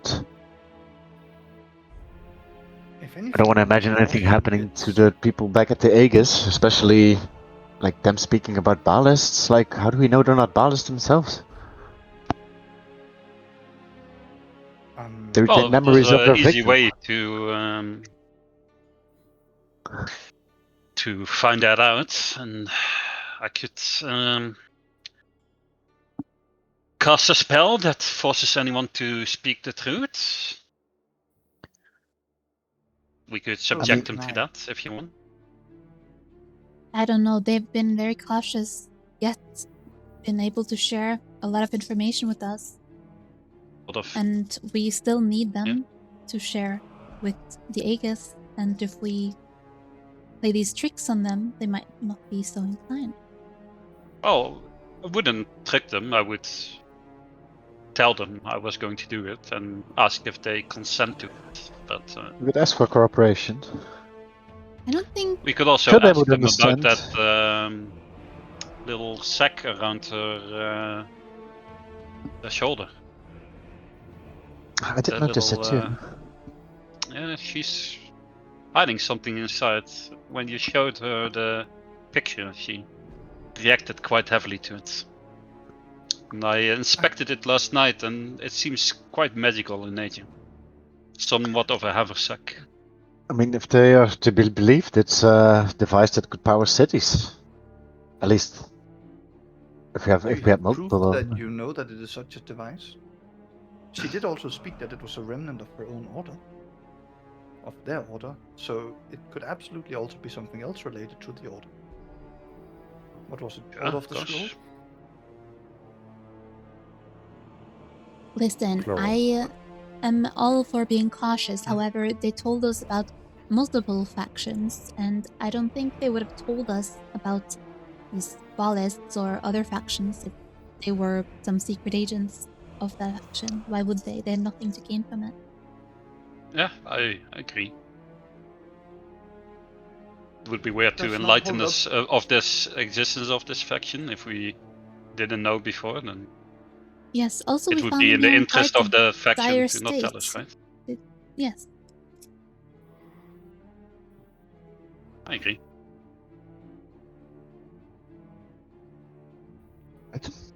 Well, I think that we Go might ahead. have our suspicions, but it does not change that we should bring them back. It's the right I thing to agree. do. But speaking of that, I think a more important bit of planning, other than, surviving the next 3 days' travel, is about how we, I hate to say this, deflect the impolite leadership of Aegis. I do not think they've treated the majority of you fairly, and that is not worth serving blindly. So, perhaps we should use the argument that scholarship and knowledge is the domain of the church, and put the care of them as quickly as we can over to Velkin.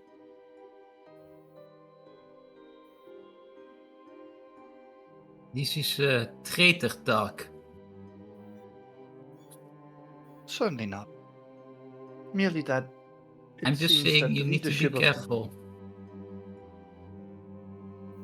No, I just need to insist that it's only proper for the church to take in the refugees and handle charity as we always do, and as also the maintainers and undertakers of the works of knowledge, the arcane, and preservation of such.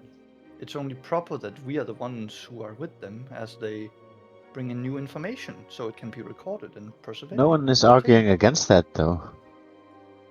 I'm just saying, if I'm you have never really seen these inside of a cell, and I have, and I definitely do not want to go back there. Me neither. We go back, I'm not going back to the cell. Their arguments for why most of you guys are in the cell is, to speak mildly, balderdash.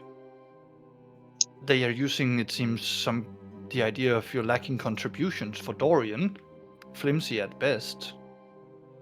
Well, while That's you do what not I have any said. contribution, while you do not have any contribution, they seem willing to acknowledge the contribution of your father and your family in one moment, and then disregard it the very next when it suited them. So that is thinly veiled.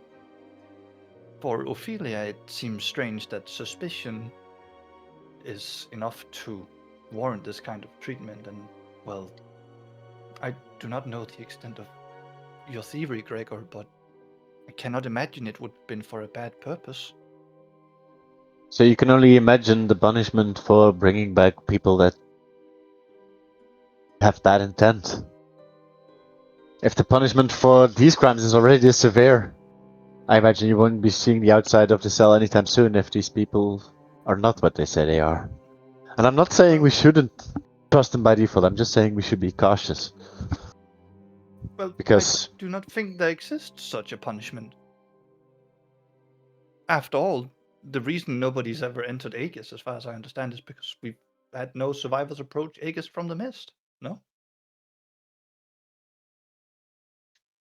Arthur, Alright, you then said probably- that we were gonna go and find survivors, people. We did. They can't be angry with us for bringing them back. In fact, they'll probably be happy. You're right.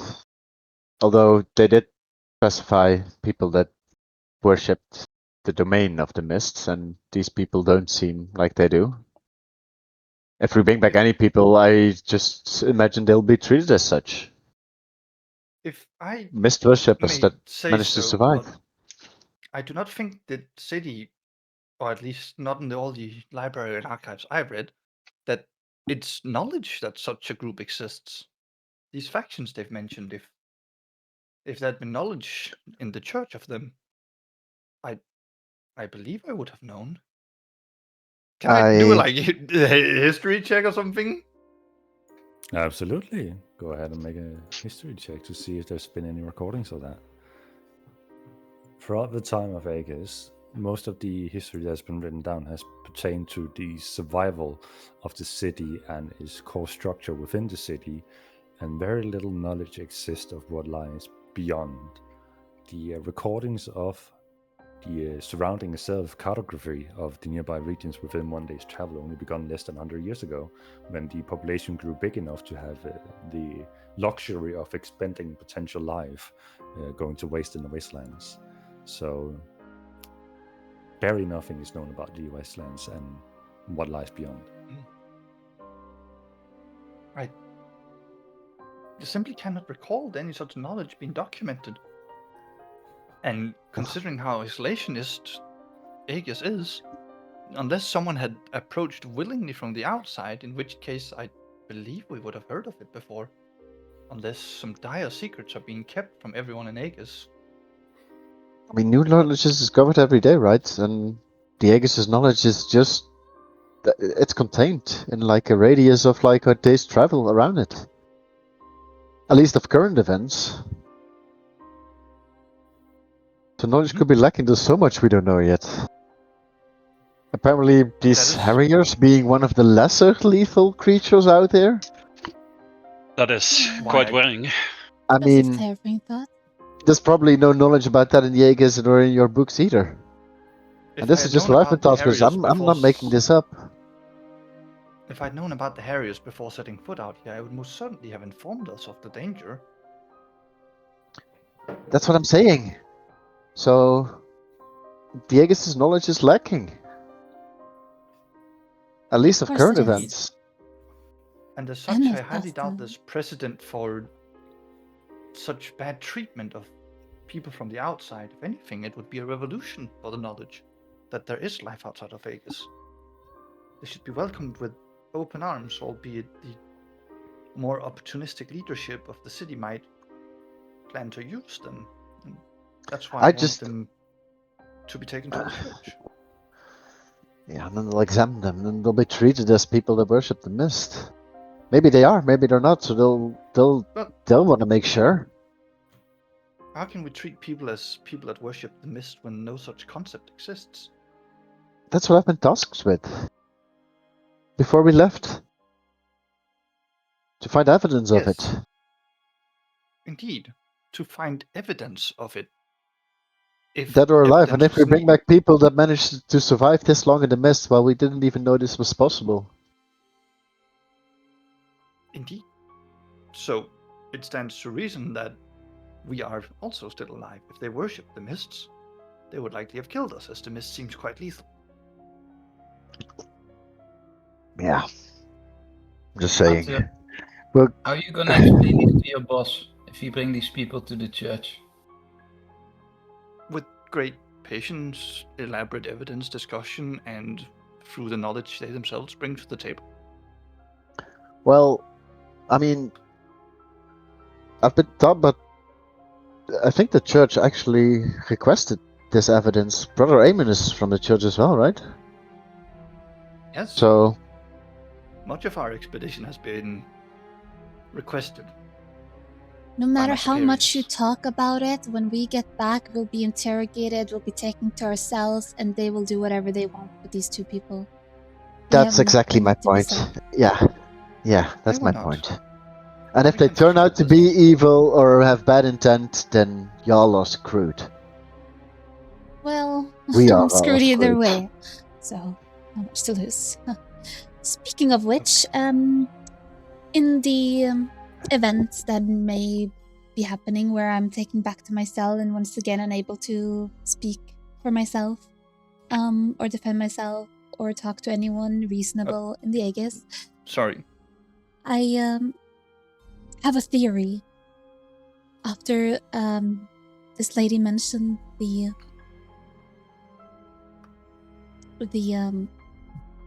ballists, I think that such a person might have been behind the murder that I am accused of. And if that is true, that means that there could be more of them hiding within the Aegis.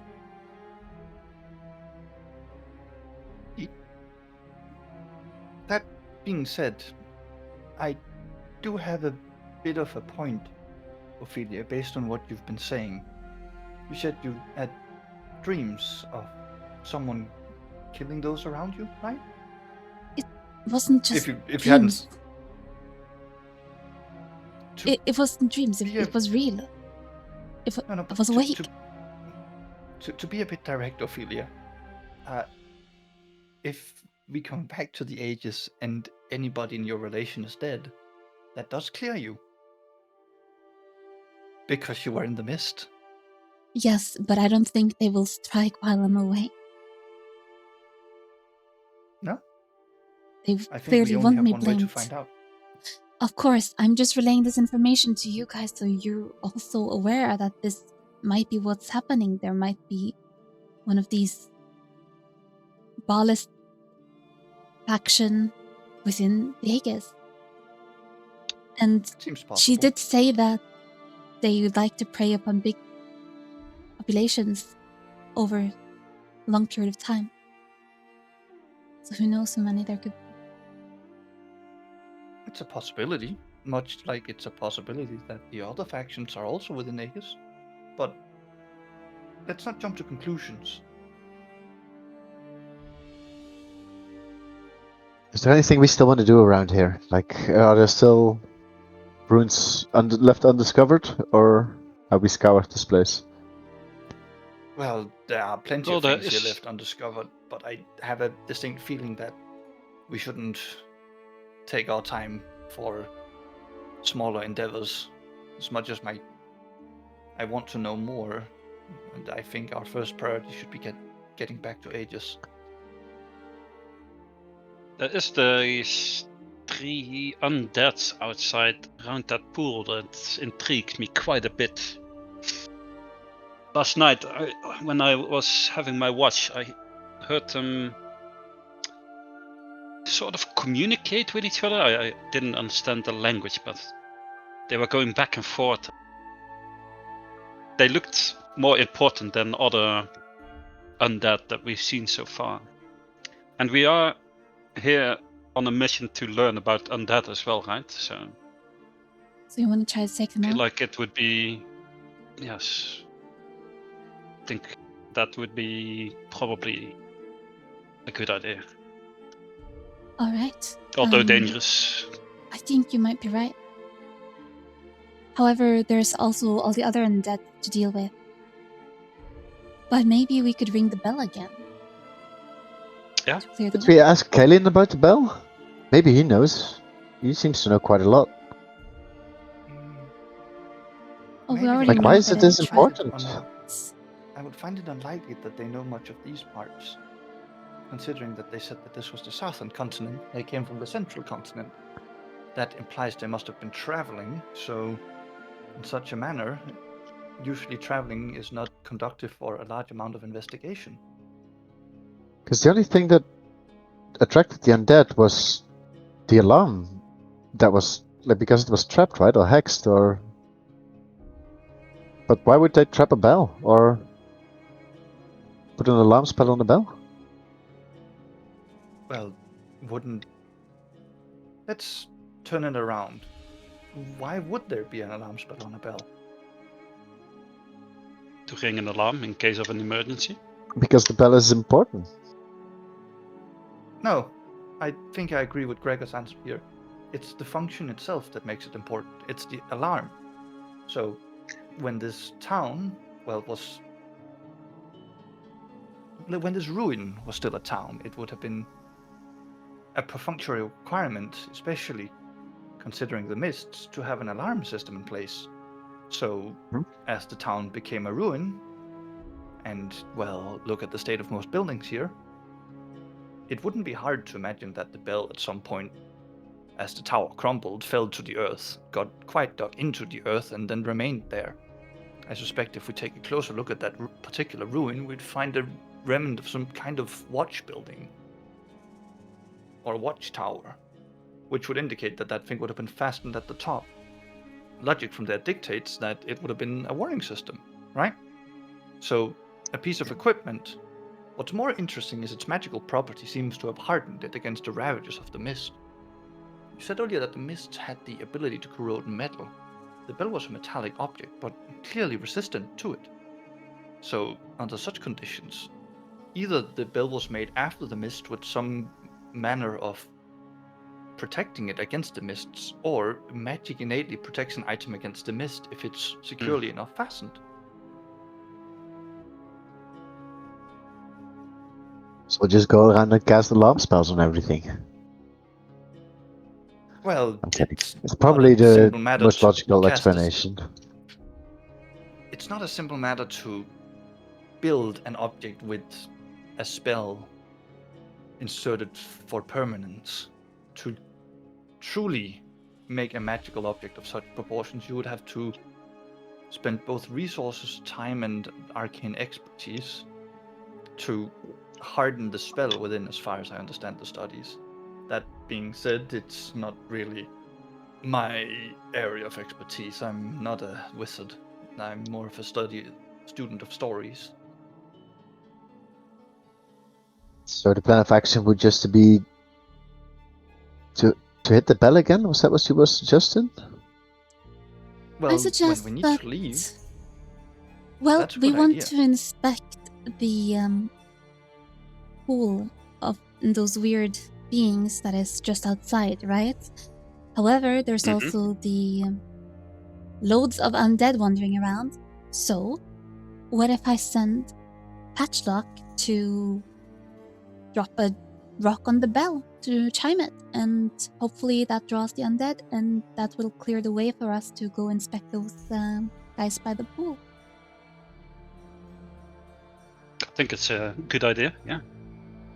and what do we do if the guys at the pool attack us? We hit them We back. destroy them. Fuck them up. I think we have Oh, to we sh- expect they will attack us. We should attack them first. Mhm. We should probably wake Kaelin and Cirrus for this, don't you think? I mean, they'll be woken up by the bell otherwise. And their lives will be as much as on the line as ours should our attack go wrong. Yeah, we Yes, should and probably wake them He said he up. was a guardian, so he might be able to fight as well. I will He- just quietly he's cast a guardian, prestidigitation on his shoulder where I had my hand. You clean up the mess. Yes. And as you wave your magic over him, they kind of both come to consciousness. For a moment, he has to catch himself from the side of the five of you standing there, but then he is reminded of the day before. Oh.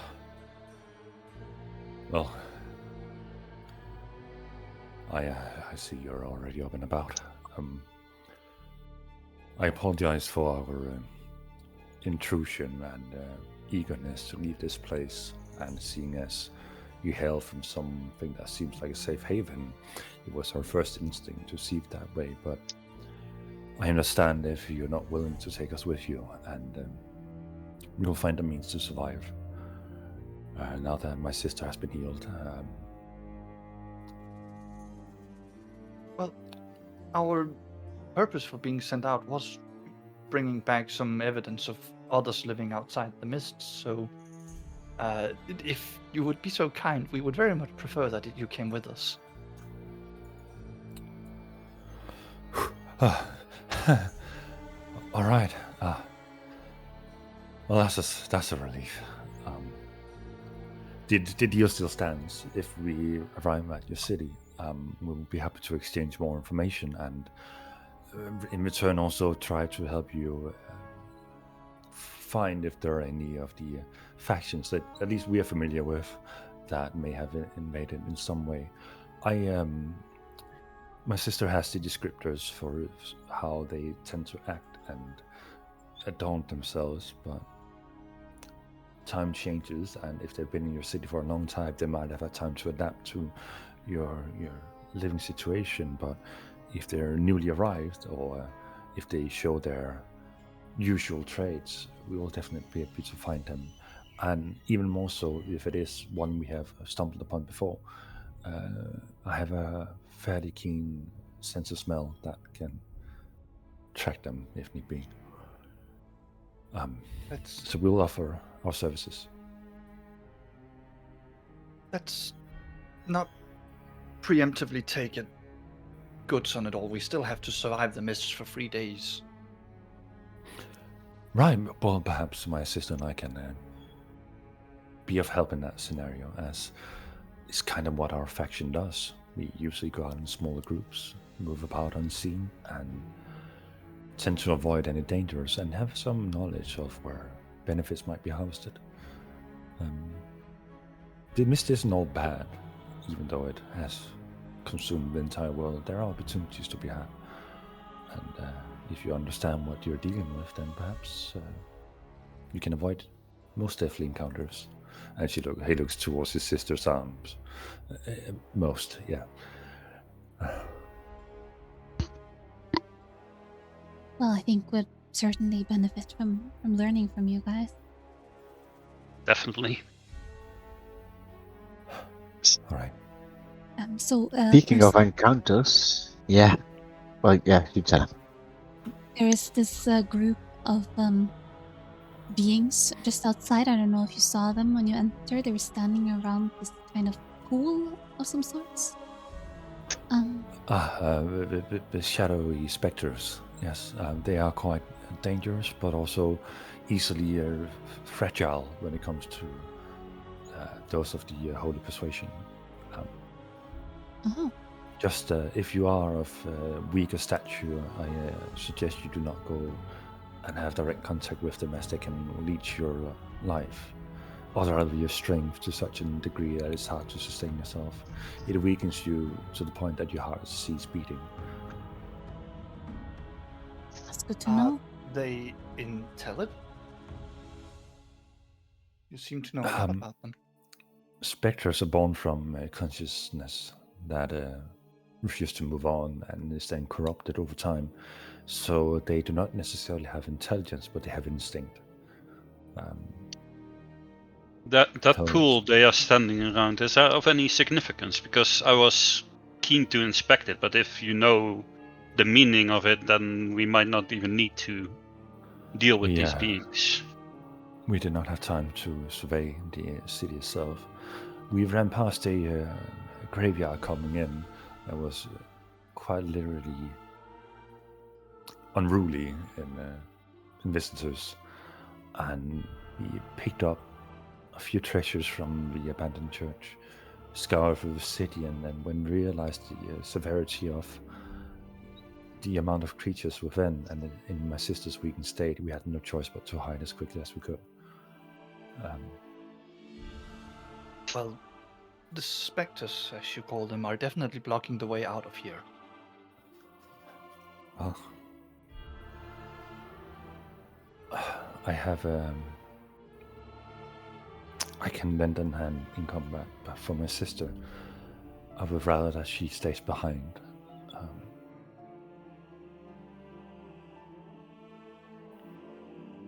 Sure. Alright. So, we go with the idea. We strike the alarm bell, attract all the undead down to that, and then once the undead are centered around the alarm bell, we pick the fight with the specters and get rid of them, right? They didn't seem to Sure. move.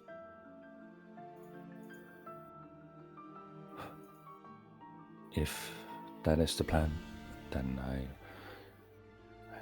I trust you. How do you plan to strike this bell without being caught up in the swarm of the undead? Well, I have a little companion. He's right next to me. He's just a little shy.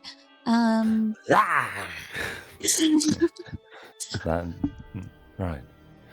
Ophelia, I think you mixed up the word for scary and shy. How have you managed to call upon an infernal creature? What? No? I believe those are... sister, remind me. From the features, I would think that it's either an imp or a corset. They are closely related, so none does not necessarily exclude the other, but it is thought to be believed that the connection to the Nine Hells was cut off. That's interesting. Let's save the academic discussion of how that was done for back at the city, where we have books and such arts, I believe, in the academia. Right. Well, Right. if you... I would love to learn more about that. But for now, the plan is that he will use one of his transformations and drop a rock or something similar, a heavy object, on the bell, and hopefully that will sound the alarm.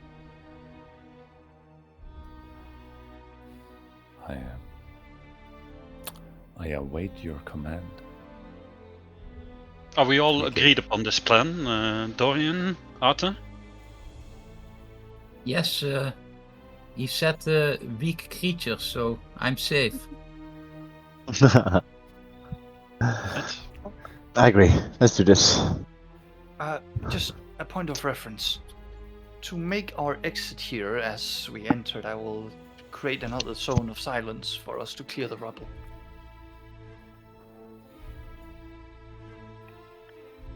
Okay. All right. The dome of silence expands, and you are currently shrouded in silence. So, you begin ruining the rubble as you had replaced it the day before. You create an exit of the keep, and looking towards the streets, there are no undeads in your immediate vicinity. You can move about on the map as you please. You can also... The plan was to send the method out, the patch lock, to just drop. I believe that the range of the 100 feet is only limited to your vision, but you can still give him orders as a pet to do something. And as he is familiar with the object in question, it wouldn't be hard to give him a command to fly out and execute the order. All right. I'll tell Patchlock to go invisible, turn into a bat, and pick up the heaviest rock you can manage to carry from this rubble around us. Patchlock in their corset form begin to conjure energy around there and turns into a bat with patched wings. Turns invisible, and as you're looking forward, you see a rock being picked up. At first, it picks one that is far too heavy for it to carry.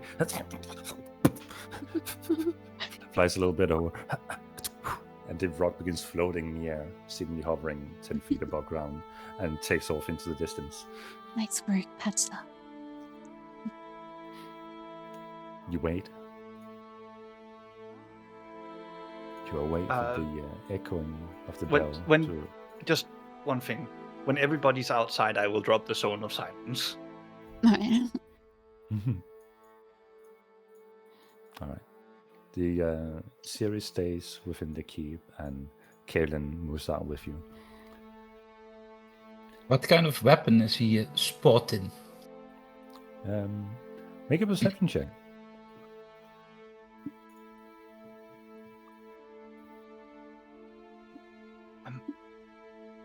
Back off. I mean, the rope can hide a lot, but seemingly nothing that is large. He's not wielding a staff or a great sword or nothing by his hilt. So from your perspective, he's unarmed. Hey guys, Arthur, just quickly while we're all out here, can you check for the effects of the mist today? Oh, good call. Good looking out. I was kind of waiting for. Good shout, brother. You pull out your 3 objects of the 3 materialistic kinds of organic. Who's getting a phone call? Yeah, can you guys hear that? Yeah. Yeah, Who's getting? I'm not. not me this time. Odd enough, I could not hear it. Then it's you. Then But it's I'm you. not getting a call. Do I have a second phone? Uh-oh. It's something else. Wait, no, Mr. CIA agent, nothing to see here. Go on, we're just a group of goobers playing D&D. Yeah. We're not talking about actual murder. It is an expression used in D&D.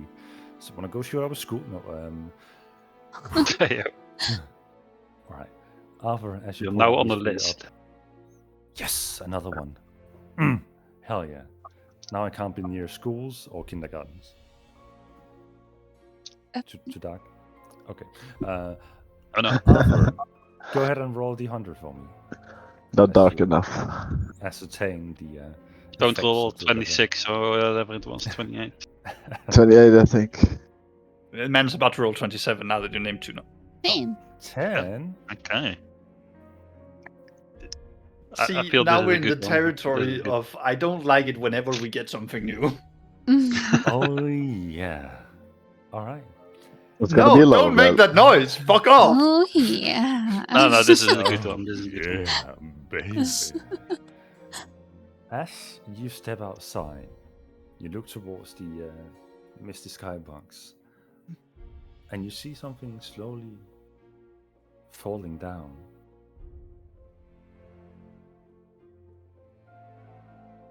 Ash is falling from the skies and is obscuring your vision. Visual clarity has been reduced by half. Hmm. Oh, shit. dang. Smells like ash. Smells like ass. It could be beneficial for us to sneak away unnoticed.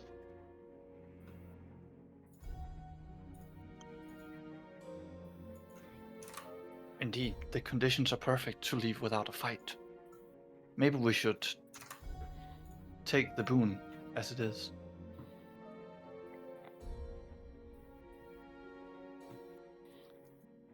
So, I'm still curious about that pond.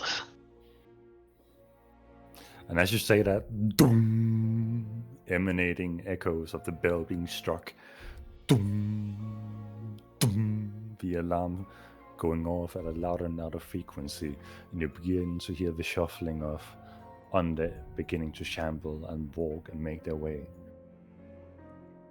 Some passing by just the gates of the keep, while others can be heard in the distance, making noise not out of aggression, but out of a forceful will to be wandering in that direction, dragging themselves heavily across the ground.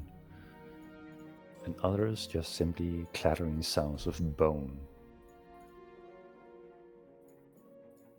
I guess that's our cue. That's our cue, yes. All right, I'll lead the way. I'll start slowly making my way to Downtown. Making his way. Yeah. When I said it, I said it. It was where we saw the pond. Yeah. Well, it's less making my way downtown and more making my way out town. Make his way out town. They were on the over here, right? Yeah. As We can you- easily just go left here. You could avoid everything. What's the fun in that? As you approach the pond that seems to pertain to some kind of liquid, you will notice these three specters. Two of them seem to be shadowy in figure, but one seems to have this soon-to-be familiar affliction of the mist being a part of it.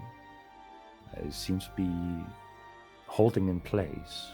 None seem to be moving towards the sound of the bell. None seem to be reacting to your approach of the pond.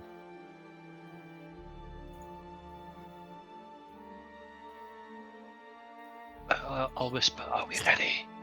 Yeah. Let's do this. It's murder time. Stabby.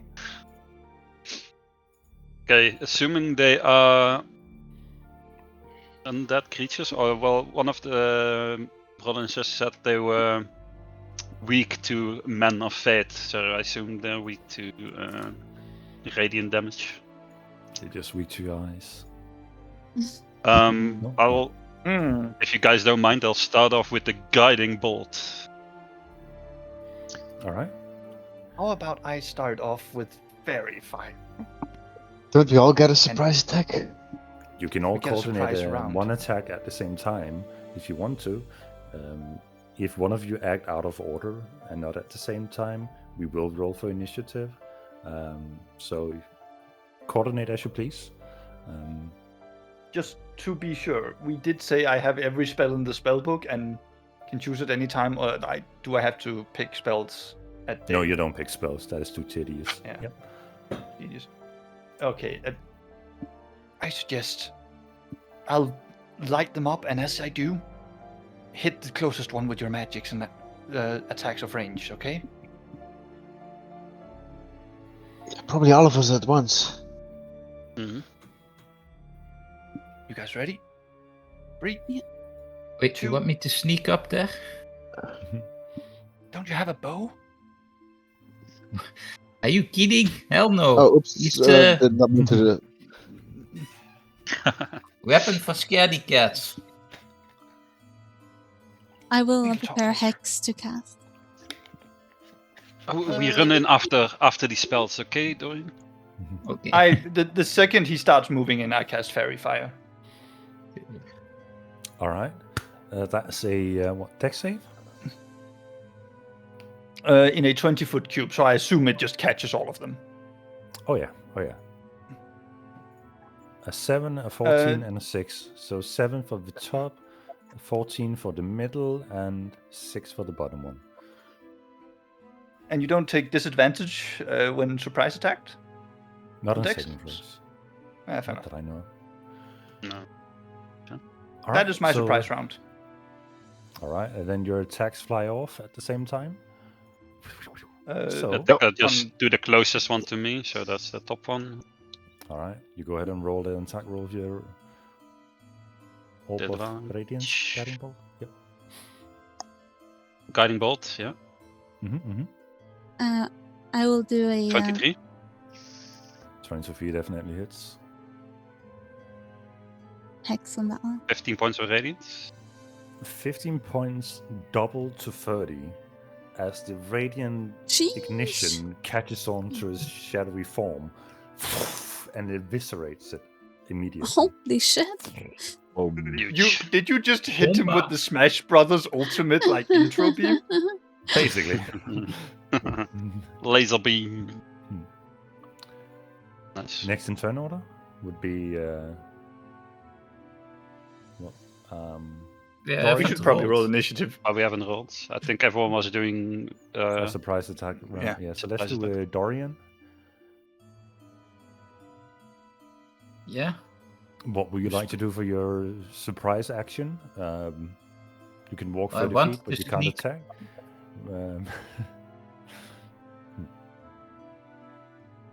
Well, my surprise action is nothing then, yeah. Okay. I can't do it. Oh, well, I can throw a stone. Well, Sure. technically, yeah, you can throw a Oh. stone. To Need a be stone. fair, last time Elbow. you threw a stone, it was very important. It broke the tether of the lantern.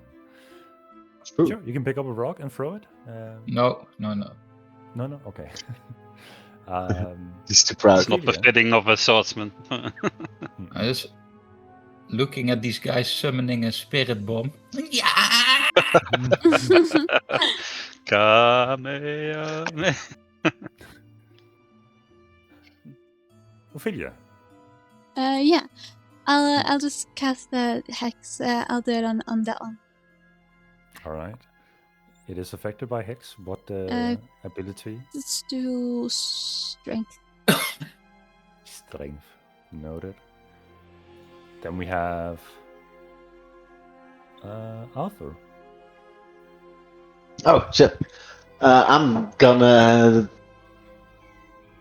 cast a Sacred Flame. All right. On which target? Closest to me, this one.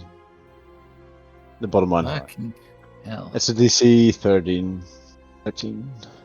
That's a 5 to save. Go ahead and roll your radiant damage. Is that 15? What? Oh, 8. big roll. Double to 16. It's 8 Ow! is 16. So if you ignite it with the radiant damage, its shadowy form eviscerates it into nothingness. Beautiful. Now remaining is the one that seems to have an affliction of the mist upon it. As we will roll initiative, as I believe everybody has had their surprise attack. Into... let me just... clear Oh. that. I had to put a new because we still had the initiative rolls from last time up. Right, and then we just change ourselves to what we initially rolled. Yep.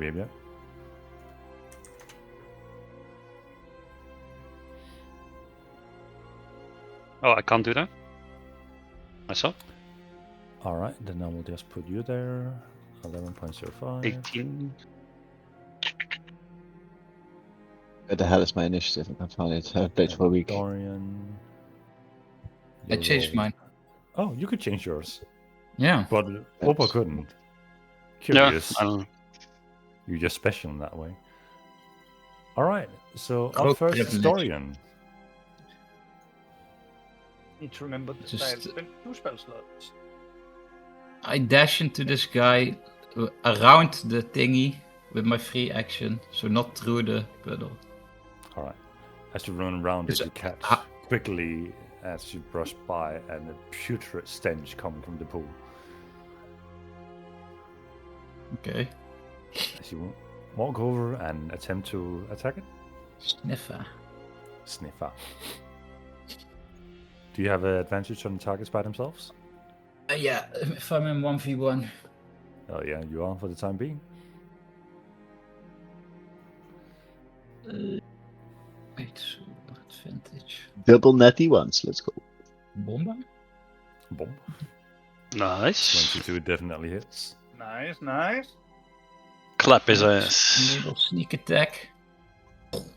Oh, 19 points. Boom! You carve Huge. into it, and notably you notice that you're carving away at the misty essence of it, rather than its actual form. As part Like of the... piercing through him? Or? No, as you're carving through it, you're not shredding pieces of it, more so the mist within it is being diminished with every slash or stab. Okay. Alright? That was it, yeah. Ooh, you're up.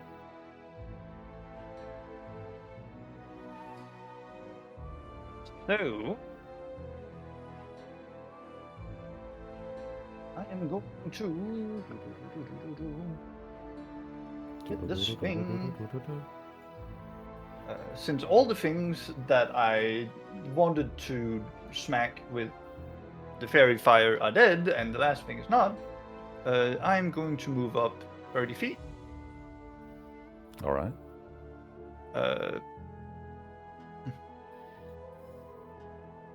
And to this dear spectre say, why do I find you out here, another the arena? After all, that's a spectator sport. As I cast Tasha Hideous Laughter on it. He dies of cringe. Good job. Is that a wisdom saving throw?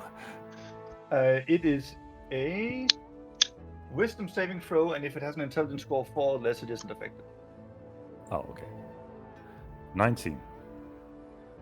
Damn. It has +0 to wisdom. I just rolled a flat 19. That's cool. Uvo is going to sing to Dorian. Dorian, stand strong. Dorian, stand proud. Show the world your stage and start off the Spectre's drought. As you get Bardic Inspiration. Performance as well.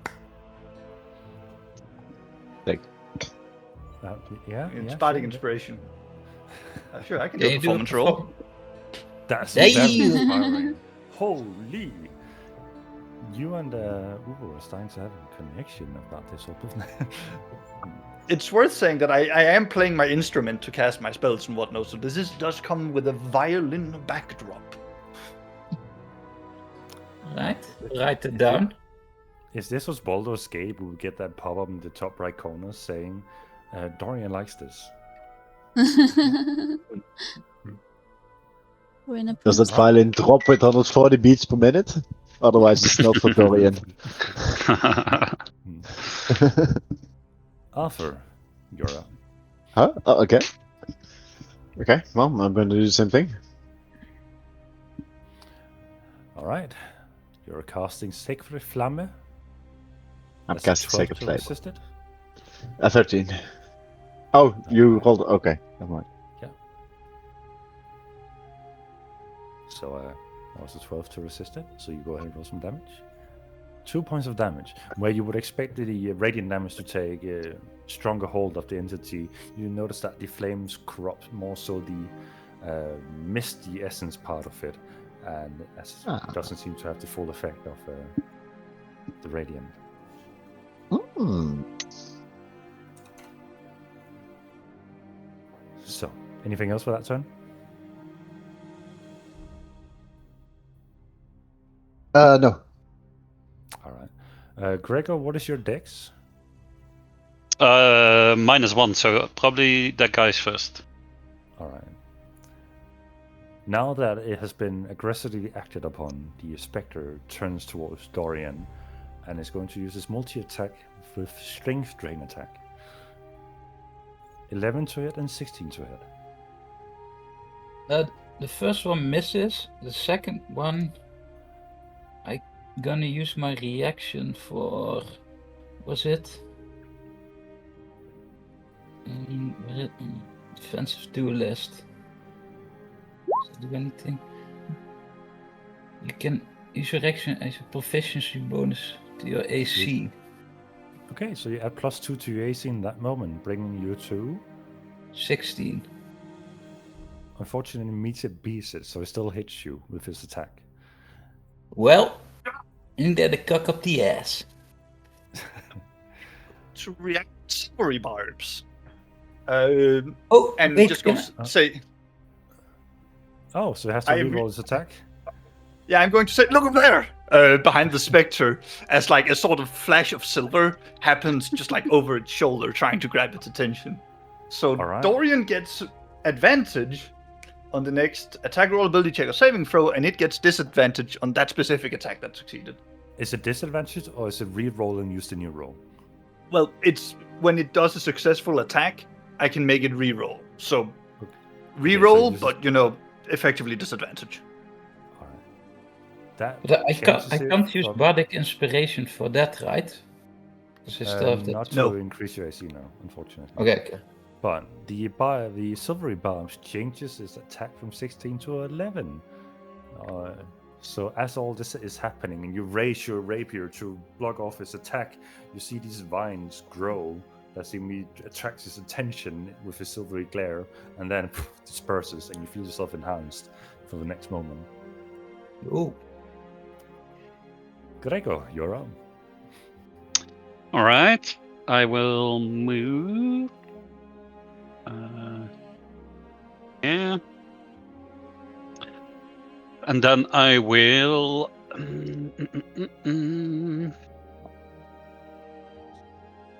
I will cast a spell. I'll do another guiding bolt. It gives advantage to the next attack on it. Hell If yeah. it hits, of course. Guiding bolt. That's a 16 to hit. 16 hits. Nice. Oh no, it's going to get hit by the laser as well. 14 points of radiant damage.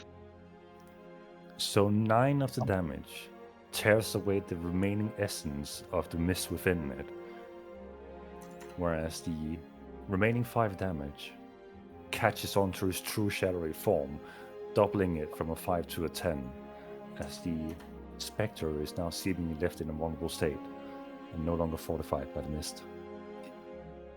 isn't he exploding? Oh, No, he's still doesn't alive. matter. Okay. Interesting. Yeah, that's my turn. Good intel. All right. Ophelia, you're up. Gonna move a little closer and then just aim and cast in Eldritch Blast on it With advantage from the... with advantage. Hell yeah. 11 just misses. Damn, Damn. don't I get triple Unlucky. advantage with like the fairy fly? Did I Only hit if you are- okay. Oh. Only if you're named Paluna, unfortunately. Well, that's a hit and a miss. Hit and a miss. I don't think Anything else for your turn? there's. No. Alright. And where you would expect Kaelin to jump into the fray, you see him just holding back and assessing how you guys fight together or fight at all. Dorian, you're up. You have advantage from Silver Barbs. And bardic inspiration, should And you bardic. need that 1.1. too. It's gonna A slice. triple advantage. Mm-hmm. Go ahead and make an attack roll. You also naturally have advantage from attacking alone Yeah. against it.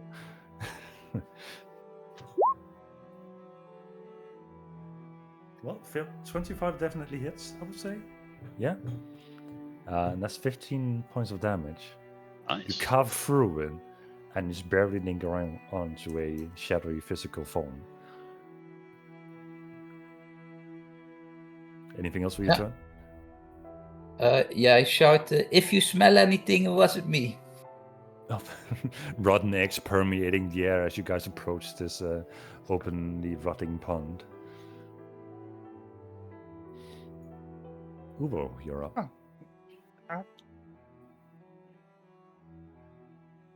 Well, light crossbow attack. Pew! 13 hits. 10 points of piercing damage. As the bolt pierces through it, how do you end this spectre's life? Dorian says, if you smell anything, it wasn't me. Tunk, and it just sort of A bolt flies through and it just pops into a cloud.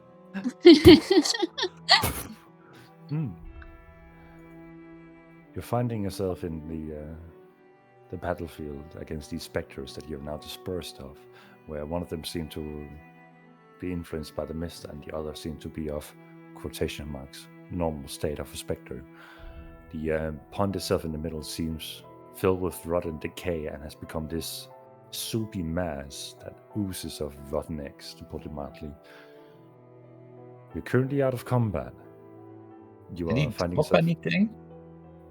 The specters did not seem to hold any physical possessions on them.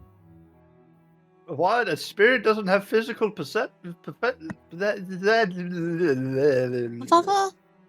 Orange Typical Danish. Number one. Wow. Oi! Oi! Oi! Possessions!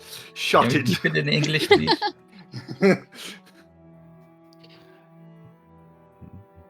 So, in this So, current time of peace... How do we prove we fought this? Do we need proof?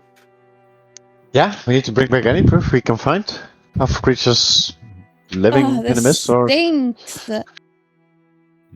Gregor, I you mean- should probably inspect that pool. Why would you want I'll take a to look inspect at the thing? pool and see why they were like guarding it. If there's any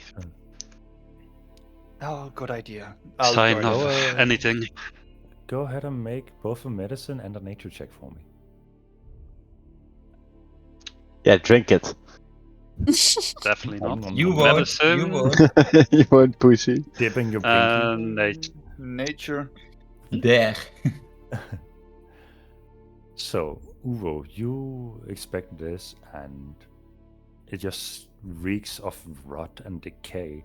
You have been with Brother Eamon into a morgue before, and witnessed him lay people aside for Velkin to deal with later in embalming den, and you have caught wafts of these early decaying process. Whereas this is foul. Whereas Gregor, when you expected it, you notice that there are remnants of flesh boiling within this. It's not even worthy of being called a swamp. It is a mixture of rot and decay that has been brewed over time, of accumulative being fed with corpses over time. What might have been a well has been repurposed, and while there is a rotten stench to it, all this seems to have been brewed into a concoction, a purpose, a concoction that either serves as a poison of nature or as an enhancer for unknown purposes. This is most foul. Trying to resurrect Voldemort. Who? Harry Potter has come tonight. Wait, he's here again? Oh no. Oh no! Yeah, so flashback to campaign 1. We might have thrown in a side character called Harry Potter and Dumbledore, and they end up killing them within 5 minutes of meeting them. Nice. Yeah, shit happens. This is foul beyond belief. Ish. Should get rid of this. Yes, we should destroy it. Fire, you think? I was thinking more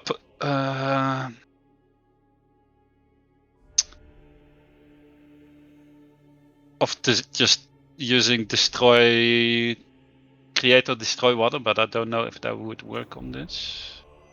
Can't you just use your holy light magic? Gregor, make an insight check for me. With the thought of using that spell. I would imagine that throughout your studies you have heard of people trying to destroy water on living materials, and it does destroy water within, but if there's any organic mass behind, it tends to stay. Yeah. So it would deal with some of the problem, but not the entire problem. I'm not sure what to do about this. You guys have any idea? Sorry, I seems missed like it. a What are the pool of- properties? It's like a puddle of corpses or pool. It should be rife with kindling. If we can just make a fire catch, it should burn it down. What about your new bracelet? That wouldn't be conductive. Besides, I would save that for a combat situation.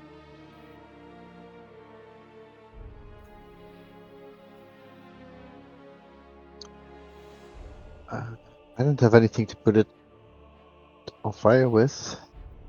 I don't think. I mean, fire's not. I mean,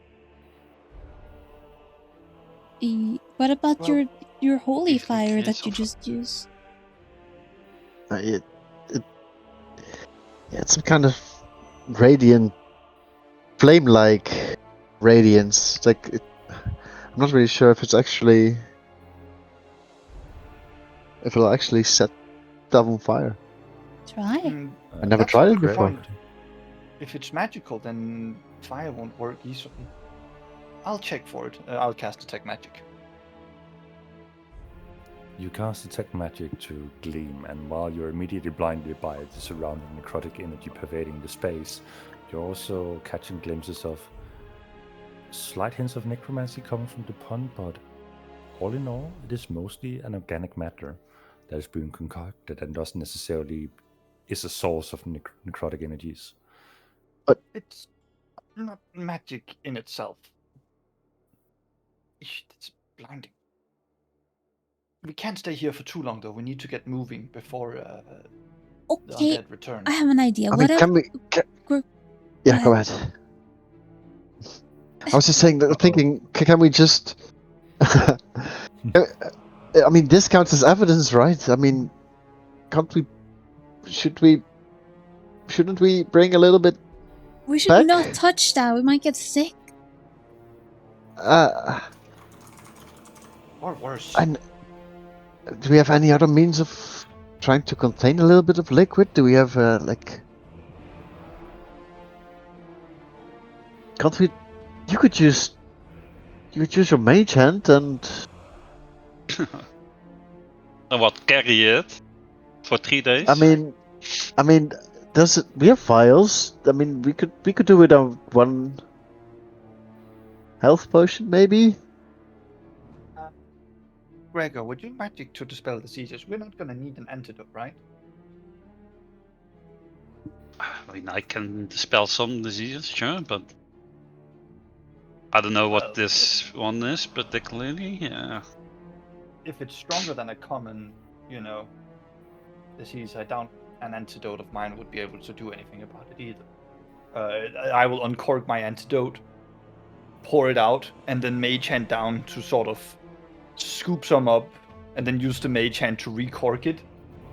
Take like a spare piece of cloth out of a healer's kit, wipe it down and throw the cloth away with the mage hand again, and then once it's in good condition, bind it up and then put it in my pack.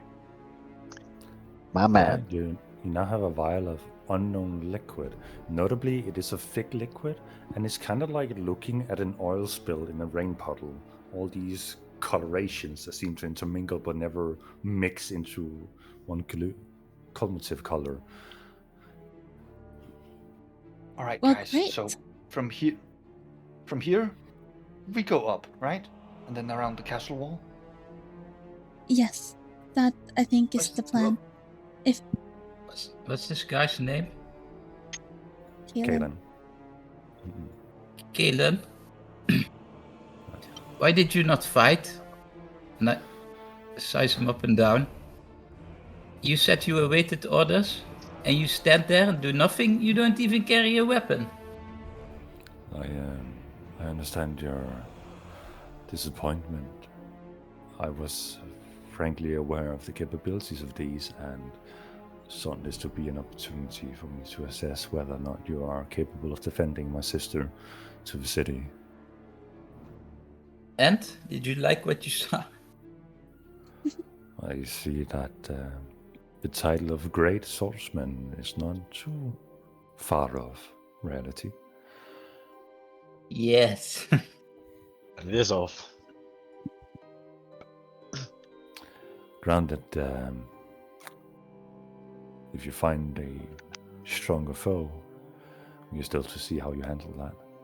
These specters are fairly common. I will take on anything. Don't worry. And I flex.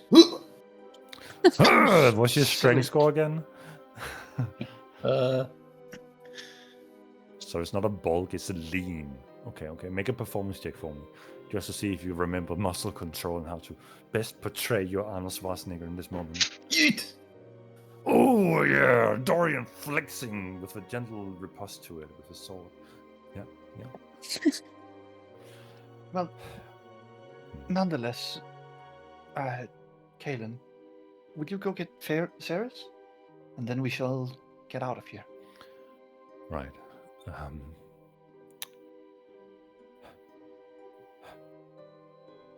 Okay.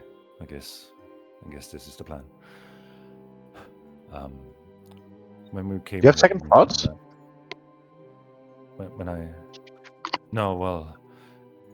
Wandering into the unknown with a bunch of strangers towards the supposed city is a bit of a risk, and I understand the potential benefits. It's okay to be anxious about that. It's normal. If I weren't anxious, I would either be having ill attendance or be too confident in my own skills. But considering what has happened this far, I'm starting to doubt my own capabilities. But with that said, when we fled through the city and through the graveyard, we did manage to catch some goods from the graveyard itself. But the graveyard seemed to have been in use as of late. Ritual candles, purposely dug graves. Not something that you're wondering undead would do. So I'm graveyard questioning. here? Yes, I'm questioning whether it's worth looking for, or if we should ignore it, considering if it is from the factions, then it's better to get rid of them instead of having them trace us, knowing that they might have an idea of our presence. But I will leave that for you to decide. As long as my sister stays safe, I honestly don't care how far we do go about it. He walks off towards the keep.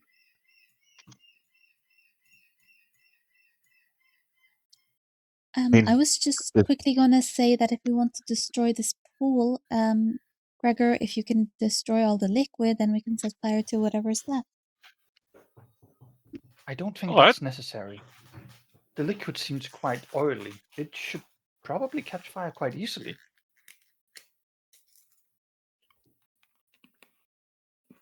Okay. I mean, we can try setting fire to it first, and if that doesn't work, destroy all the water. If I may suggest, though, before we do that, we are a healthy distance away from it first. Sure. All right, I will just make a regular fire with my tinder kit. All right. As your party scurry off, Ophelia stands behind by herself. You now have kindle in your hand. As the only one standing close by the... Shall I grab it with my mage hand, Ophelia, so you can be safe too? Yeah, or ask her pet. I'll let his mage hand take it. All right. How far of a reach does mage hand have? Mine has 60 feet because I have the feet telekinetic. All right. So you all gather your distance? I recommend everybody gets behind the wall. Like, sort of wave everyone over. And say, if this makes a big boom, get ready to move very quickly away from here. Mostly because all the undead will be coming. Okay? And I look back to the other two. They seem to stand ready. Kind of curious if they're going fleeing back into the keep or like out of the city. And then I release the tinder into the well. Fuck. So, question. Have you guys seen one of those YouTube videos where people throw matches into only sprinkled piles of wood. Have you seen Oppenheimer? But I think I know what you mean, considering I saw a car explode recently. So you see the Kindle disappear. As if a pipe, it shoots up into the air. Liquid mass, the decaying fragments of whatever was thrown in there, flies into the air, and as it scatters all around you, the well is now a jet, basically. It is spewing out with fire, leaping 5 to 10 feet into the air, flickering with the wind. All right, people, let's go. And Time to run. Uvo sort of. We need to get the waves fuck out of everyone. here. Yeah, this way. And no, that way. Isn't that where the undead is? Wait, no, not that way. We need to go around again. Well, Yeah, there's I an know. entire like pit of fire over there. If you want to go close to that. As you But guys if we are go around the panicking, corner. you hear in the distance a horn going off. What?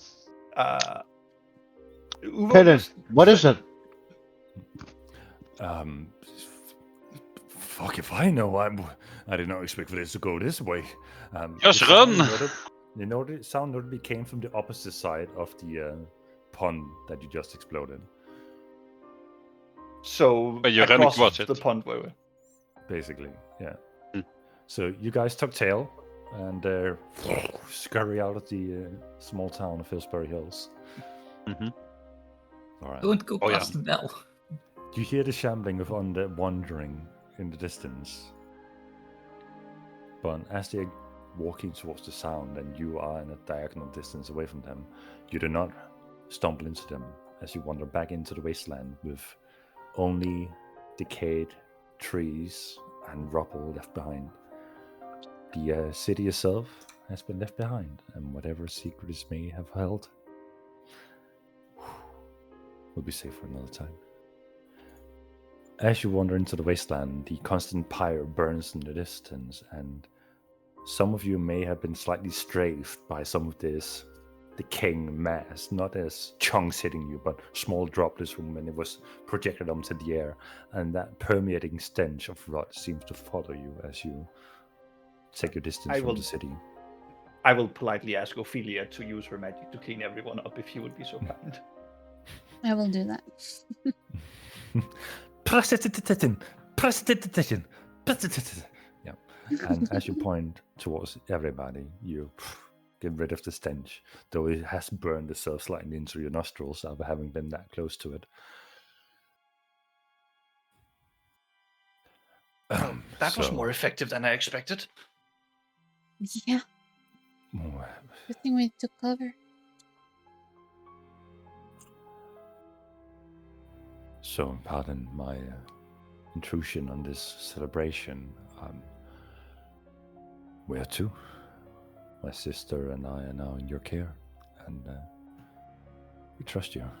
You say this place was a few days away from our current location? It's about 3 days.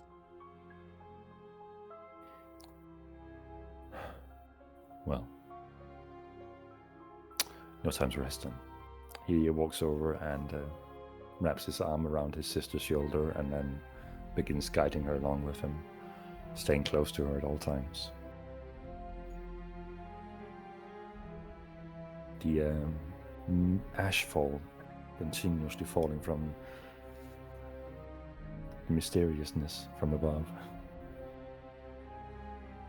begins to cover the ground that you're walking upon, softening the blows of your steps.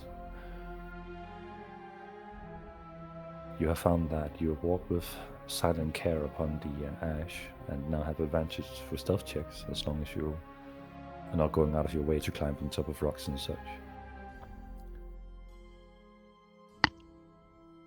Arthur, which way?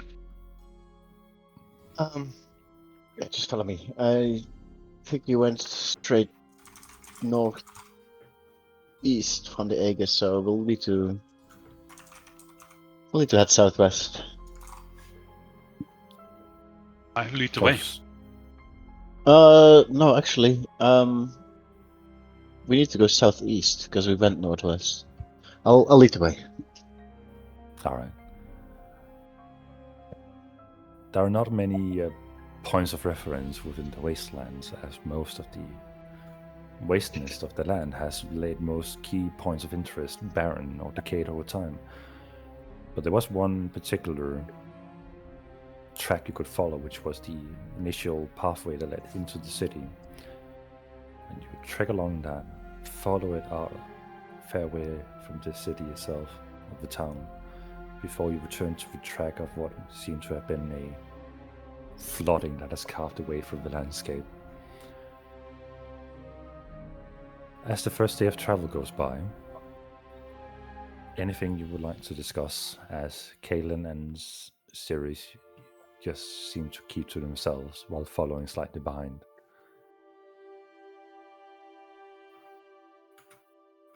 Well, if nobody is actively discussing anything, Uvo would naturally, being the very inquisitive lad that he is, start asking Kaelin for like, how do you guys usually survive in the mist? What are some good tips for it? What have you found? What do you know?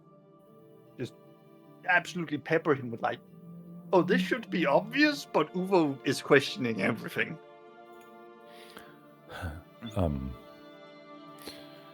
Since we have recovered a bit from our exhaustion, I think it's only fair that we share a little bit of what we know. Ceres. Yeah. Well, we usually stay hidden from sight with our cloaks and our other tools that we have garnered to survive in the wilderness. We have our boots that help us escape dangers charging in on us. A mixture of that and the cloaks, we tend to stay hidden fairly quickly. Together, it gives us roughly a few minutes of safety to reorient ourselves and wait for prey to potentially, or predators rather, to potentially lose interest. So, sight's very important. Yes. The anomalies of the mist are probably our biggest worries. The mist gives both gifts and hardships. Oh? You know a lot about the mist's anomalies? That is one of our teachings being raised. We are being taught what most of the science means. We can, how do you say, you can decode the waves of the mist above. Could you teach us how? With time.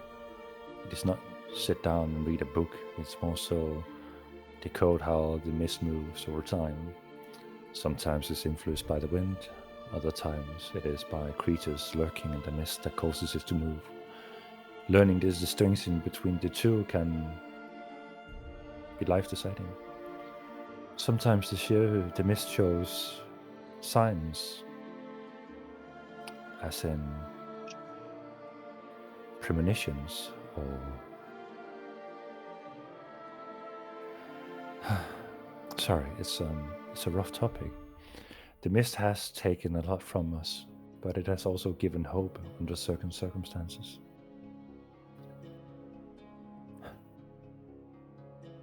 Interesting. How can the mist give hope? Our studies of the mist are still lacking, but we do not think it's entirely evil in nature, and it's not just something that is. It is not the after effects of something burning. It is not created by the Grey Wizards to just extend their influence.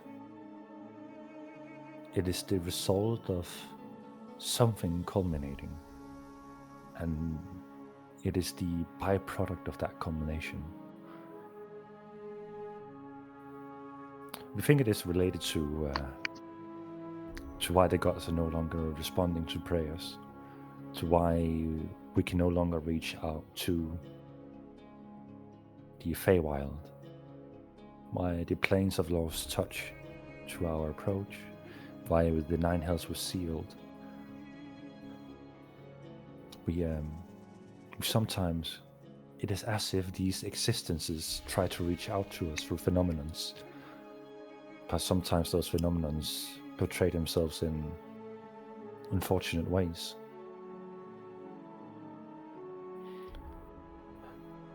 If you... The Nine Hells is rumored to be a place of fire and destruction and desolace. And how will such a place reach out for aid? By not showing its very presence through fire, through desolace.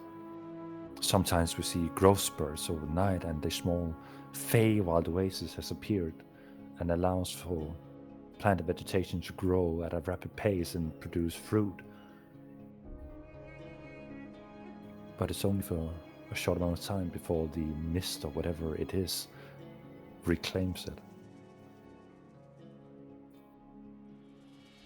So we do not believe that all the phenomena are just forces causing havoc, seeking to be chaotic in nature. But I am young in this field, and that is one of the reasons I've been sent out to explore. Not many excursions have been sent out to the southern part. So I'm hoping visiting your city might bring some answers about what exactly happened. If it only happened to Valoris, or if it happened to the rest of the world as well. Well, that seems quite unlikely to bring answers. If anything, I suspect the city will only leave you with more questions. Well, what is the... Come again? If anything, it seems like you're the one who's giving answers. Who's going to bring us answers. Does your city truly not pertain to any knowledge of the outside world? I very much suspect we would not be doing what we were doing if it truly had such a thing. Unless someone's playing a very twisted game. Well, Uvo, you're a most learned person here, right? You like books and all that stuff. If I could, You've I never would read sleep in the anything? library, but I've been banned from doing it. But you've never read anything like this? Well, most certainly not the notion and concerned proof of life outside the city, except, death, horror, mist, evil. Try not to be out there for more than a day. Well, I've heard about people from outside coming into the city. There was this rumor once where this young girl came from outside of the city. But then tried to find her, couldn't find her anywhere. Really? Do people not report these rumors? When was this? Why has nobody written this down?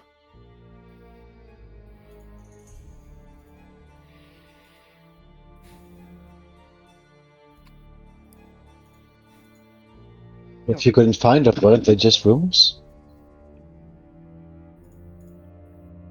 Huh? There was this kid that was talking about someone from outside of the city that was talking about places that no one had gone before. But then, tried to find him and couldn't find him. I don't know if it's true, but I assume there's more things like this happening than we know of, at least. So well, I assume there's yeah. some knowledge in the city about the outside world. Those are mere unsubstantiated rumors. Just right? that we're not. I don't know. As you can tell, they don't tell us much. What exactly are your positions within the city? As you seem to be out on a mission you know very little about, and you know very little of what the city knows. Me and Uvo are men of the church. Well, so people I still pray. Used to be, I guess. What Not gods sure do if I you still pray are. to within your city? We We do not pray Mostly- to gods. Yeah, we pray to, well, to the light or to death or life itself. Just more general domains than specific gods. Think of it as Curious. praying to the concept of the light instead of praying to a god of the light. Our scriptures reveal that in the dark times, that helped out with bringing back the magic of faith. Huh. I wonder if by some roundabout way that is what has happened to our men of belief, as we still pertain to the names of old, but our ways of the religious path is not exactly well-founded or profound in any way. I must say, I'm quite curious on why you would pray to individual people for miracles. It strikes me as an odd notion. The concepts themselves are what you yearn for and seek to embody, so praying to those must surely be more right than praying to a person that you think embodies it. Why pray to a subsidiary when you can just believe in the belief itself? I believe a notion from all books and texts was not just to pray, but also to put blame. And it's easier to put blame upon a name than it is to put blame on a concept. I've met very few people who needed a god to put blame on when they can do it for other people.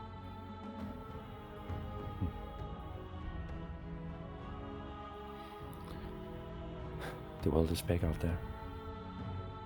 That's for sure. Well, what about your arcane ways? How has your city managed to recoup and challenge the arcane nature? Trial, error, scientific method. You know, There's once also the rooms go not boom. that much going on arcane-wise, Yeah. right, in the city.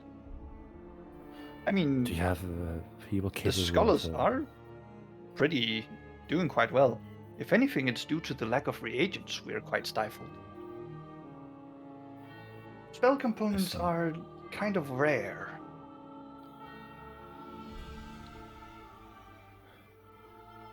Huh. I think that's the luxury we have, where we live so close to places of import that we still have treasures of old to use from. Does this mean that you do not have any people that can transport themselves over long distances? We definitely do not have that. At least in How, if we Clarway. had that, we wouldn't be doing this expedition. That's gonna be a problem. Do you know of the continent you're on? Not really. No. She We starts rummaging. Barely knew of the. We barely knew of the fact that there were other people in this world. We were born in the city, and that's all we know. She starts rummaging through her backpack, not her satchel. She pulls out a parchment. And she pulls out a map without any specific details on the map. And she begins to point out that the region you're currently on is the southern part of a formerly known continent that there used to be a whole that was later shattered into 3 pieces. This is the southern part of the Valoris continent before it was shattered. This is my map. I have hand-drawn this throughout the time I've been here. I have not been able to note down specific locations, never mind the whole city you're talking about. This will be reproduced and copied back in the city for the books and law. You feel free to do so, and if you have any cross-references where we can put point of interest, that would be of great help.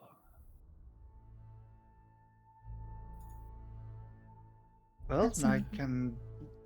If anything, I do love my library, so if it's books and documents, I might be able to find something. For those that didn't catch on, I posted a map in the D&D chat. Notably, the reason why teleportation is required, or transporting yourself over long distances through magical means, as we've called,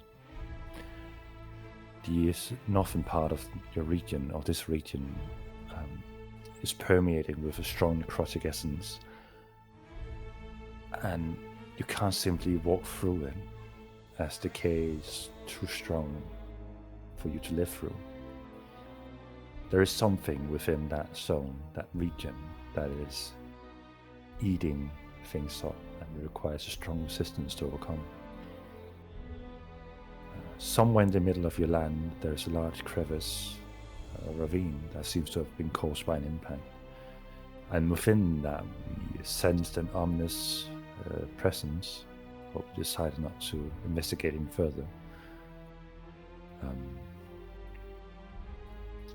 Those are probably the two biggest points of interest that we have garnered.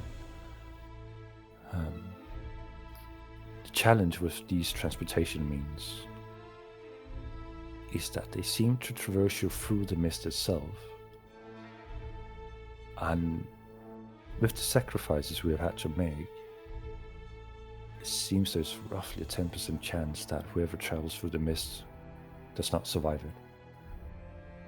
Which is why my group, my sister and I, and those that died protecting her, were left behind, was because our ways of transportation succumbed to this method, bringing us down here.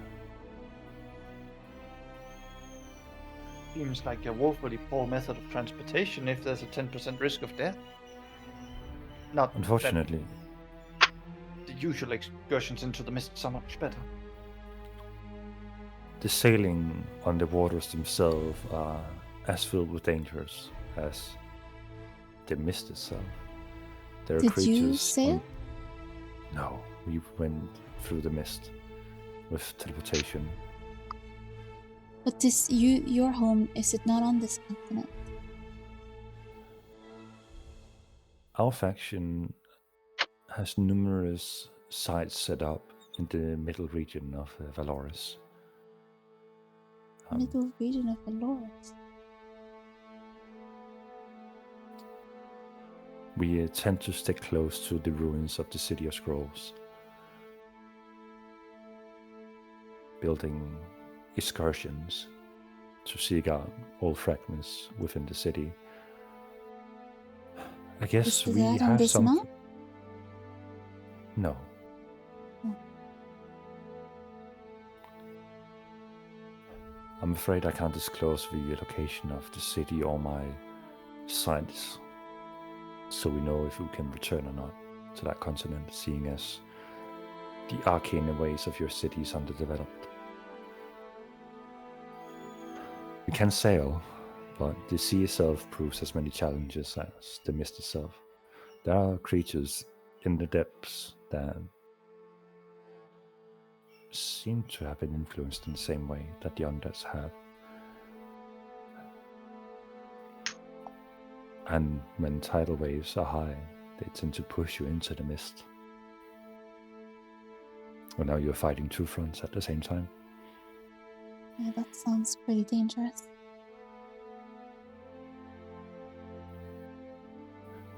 So, I guess a plan for us when we go to your city would be to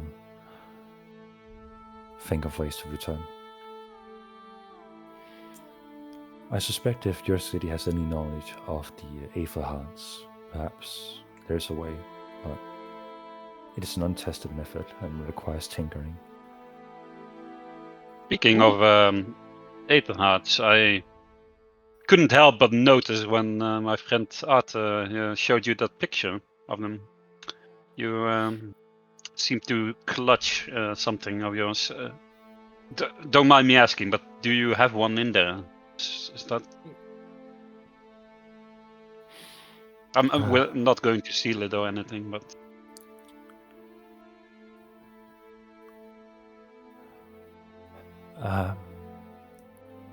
Well, seeing as if you wanted to, you could kill us on the spot and probably take our belongings. I currently have 3 in my possession, and they all Gee. charged. What? That is. Go ahead. How do you? What can you do with them? When you said you could infuse objects with them. Within the ruins of our city, where we believe these hail from, these objects, we can insert them and reinvigorate whatever they're inserted into for a brief moment until they run dry. And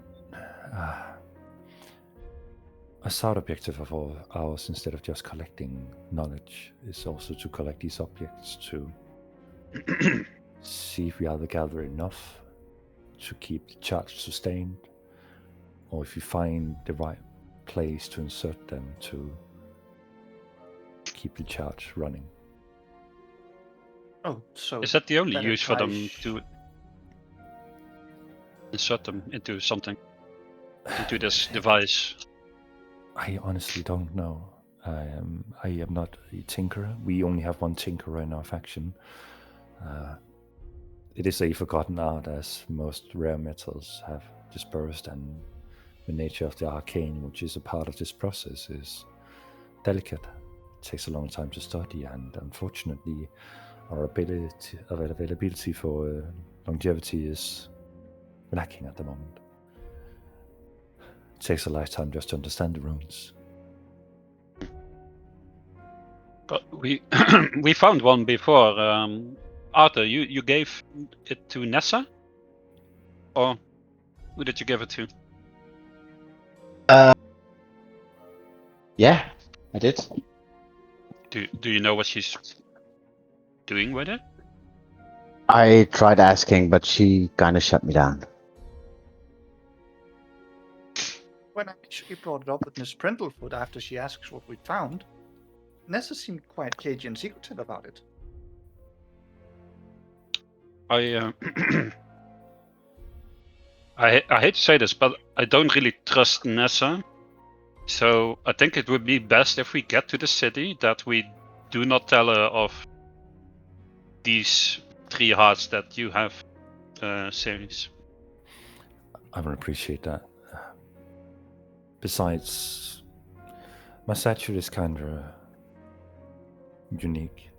So even if she were to try, she wouldn't be able to retrieve them from it.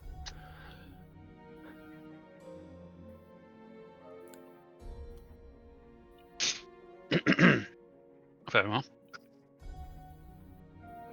We'll have to figure out what we can use those things for when we get back to the city, I guess.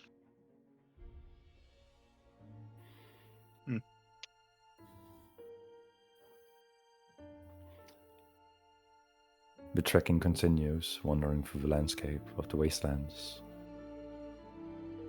With no immediate encounters, the day comes to a close. You set up camp, and you wait for... He asked Kalen if he has any knowledge about, like, good camp methodology for the mists. Good what now? I mean, if he knows, like, oh, we usually do this when we set up camp in the mist because that's the best way to do it.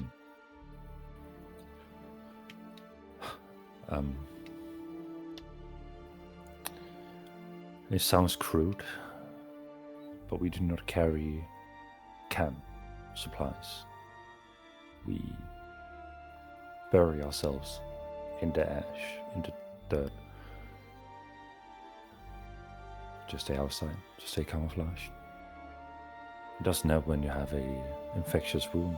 Certainly doesn't make that any better, but it is the safest way to go about it. The more you put out there, the more visible you become to praying eyes.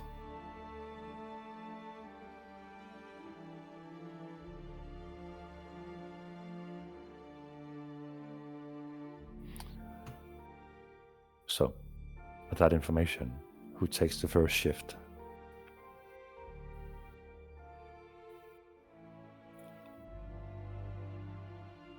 I'll do it. Volunteer. We will do it together. Let's do it together. Uvo and Arthur. As the rest go for rest, you guys stay up. So one of you roll perception with advantage, or both of you roll perception? Yeah, you can roll. I was about to say, I am going to give you bardic inspiration, Oh, and then you get to do with advantage. all right. Because I have a -1 wisdom. So it was just hide manning, like, you see through the mist and the ash. Your eyes pierce what would deceive. No undead and uncouth shall sneak upon us. But you will watch. You can do it, Arthur. Believe in your eyes.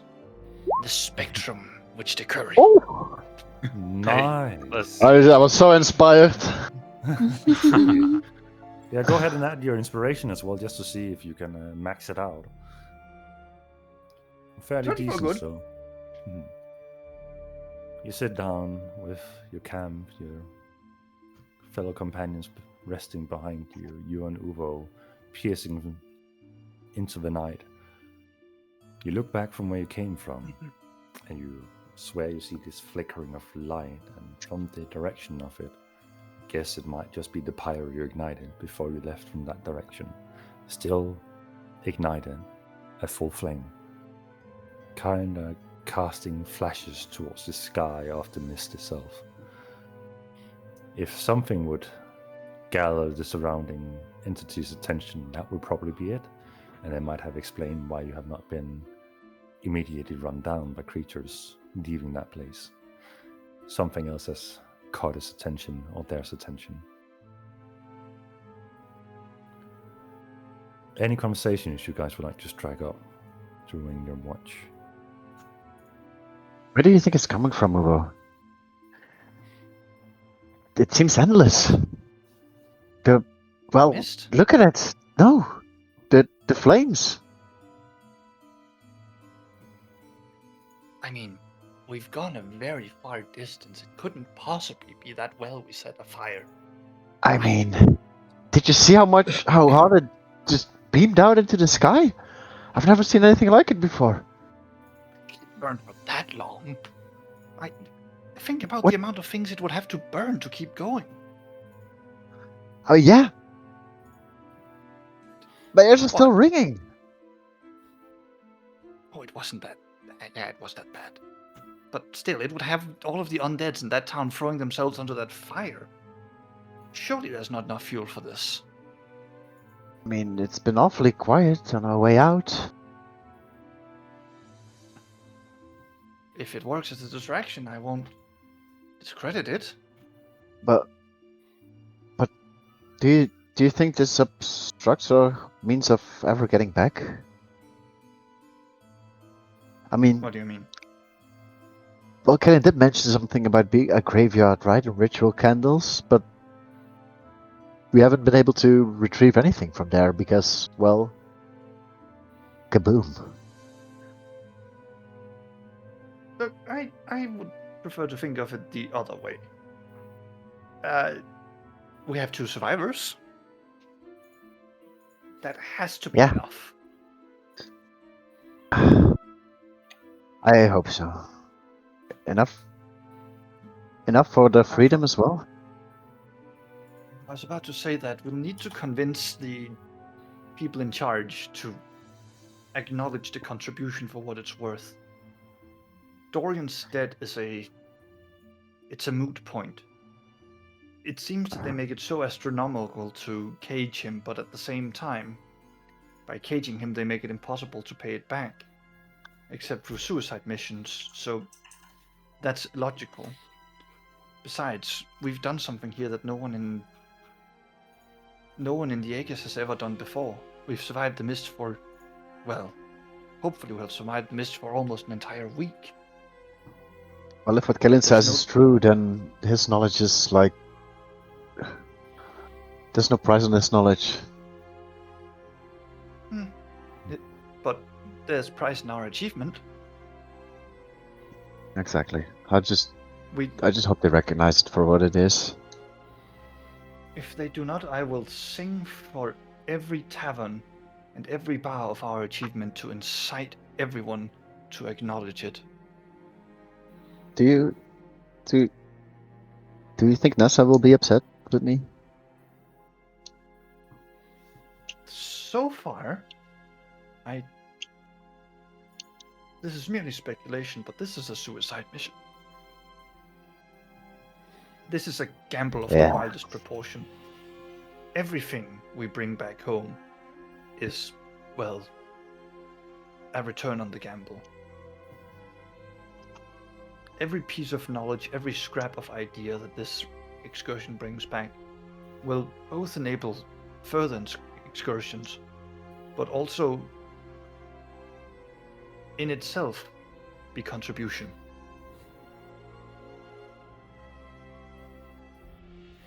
Thank you, Uwo. Arthur, as you're having this conversation, you notice Ceres awake, lying just in the ground, covering herself in a robe. But you see it from underneath her hood that she's intently staring at Uwo.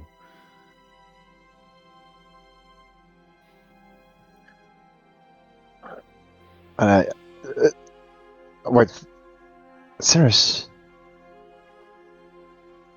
you should get some rest. By your calling out to her. She kind of gets up on her knees and scurries over towards you guys. You're awake. Why are you awake? You sleep?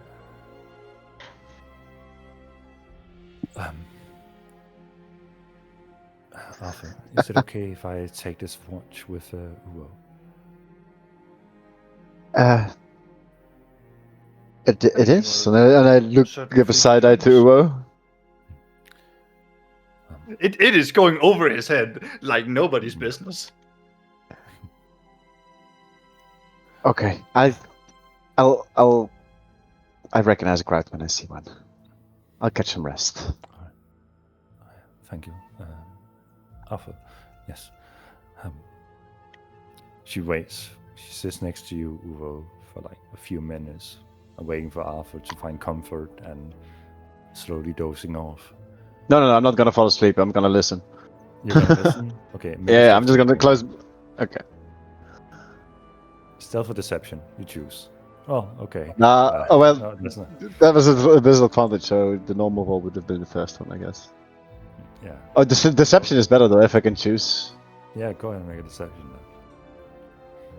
Or is it then the roll plus the deception modifier? Okay, fine. It would have been the same. Congratulations, you rolled 2 10s. Yeah, I did. You're pretending fairly well to be asleep in that moment. And she has waited a few minutes to hopefully think that you have fallen asleep. Well, I apologize for claiming your company for a bit. When I first sort saw of tilts you, his head, not understanding. When I first saw you, the resemblance from the books and the scrolls to your appearance of the ancient beings of all time, of the dragons. It wasn't just with reverence and excitement, but also with caution. With how times are these days,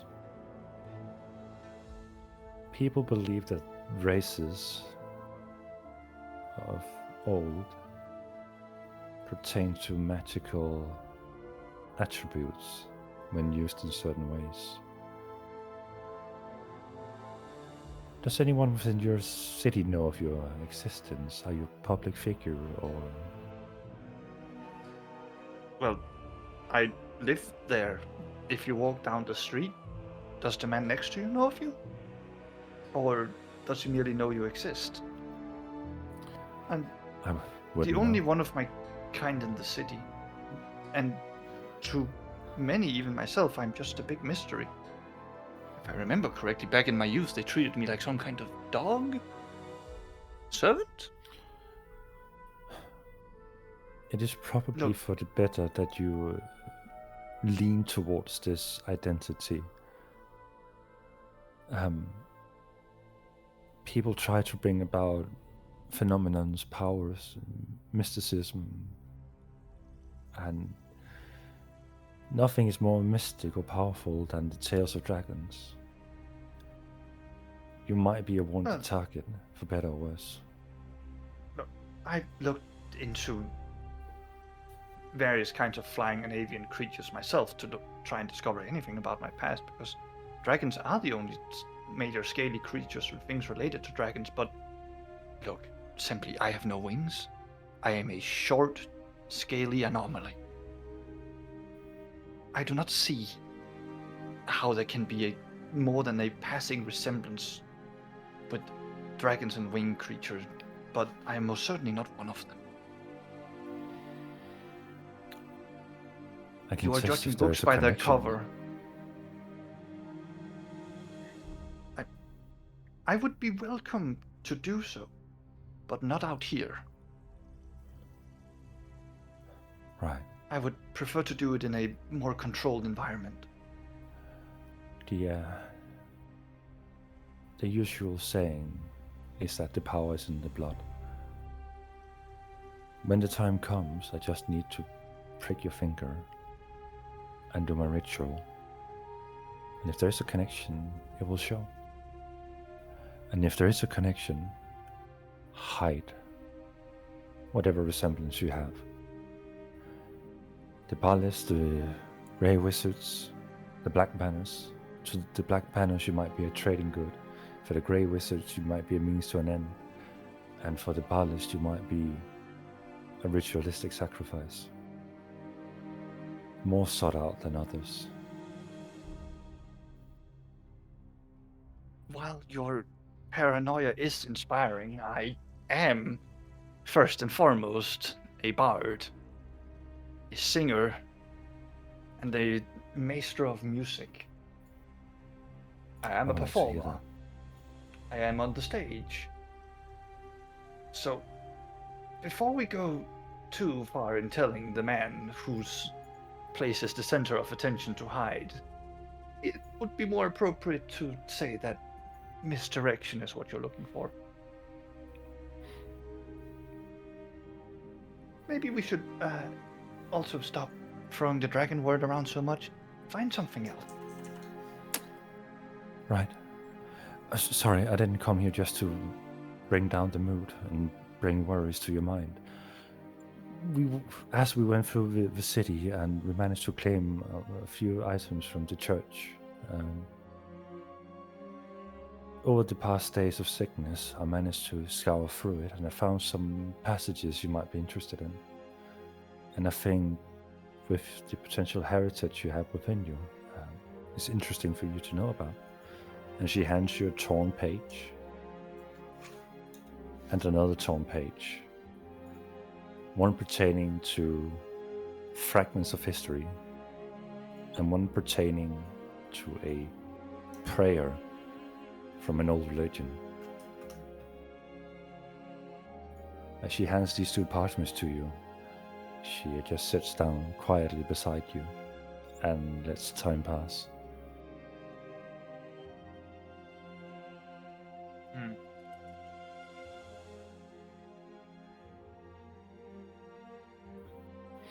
In these pages, do I remember any texts that I read that could be cross-referenced into this, just like from the top of my head?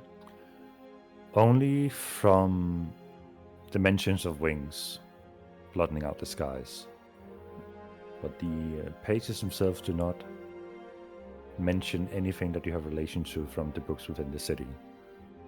This is the newfound knowledge, especially the mention of the father of the Iron Will.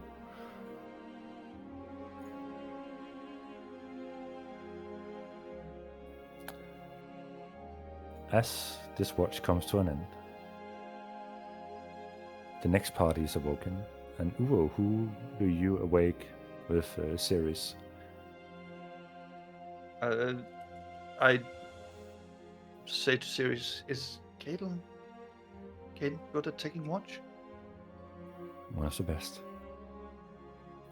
Then I believe he and Gregor should serve for the second and final watch. It's only 2 watches, right? Or is it more? It is 3 watches. It's usually only 2 when you have Elven Trance and such, but those effects do not work in this world. Then instead I would recommend Dorian. Dorian and Gregor, or Dorian and Kalen? Dorian and Kalen. Alright. Dorian, you're awoken, and Kalen takes his company next to you. Anything you would like to chatter about throughout the night?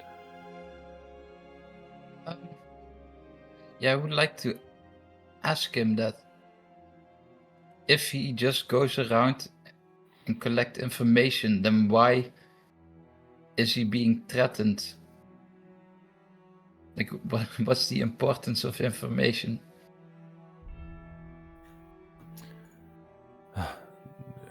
My sister is more so privy to the full understanding of this concept. But from what I understand is the lack of knowledge that you have within your city could easily be negated by the knowledge we have outside of the city. And what would take you years of invention, trial and error, we could accelerate with our knowledge. So those that pertain to the most knowledge tends to have an advantage over those that don't. You might be pondering the conjurations of the elements while we are mastering them. Yes, but you see, always we lived a relatively peaceful existence so far, and it seems like you have been worrying it out, executing each other, summoning demons or whatever. I think the way of ours might be better. It's better to live in not knowing than it is to live in knowing. Ignorance is bliss, I agree, but we are not born into a choice. We are simply born. And it is not all who share your way of thinking, and it only takes one evildoer to bring about an imbalance of a way of life. And from the sounds of it, you might already have intruders within your cities, people who are playing behind the curtains for own gains. So yes, you said that these people, they change their appearance, right? yes.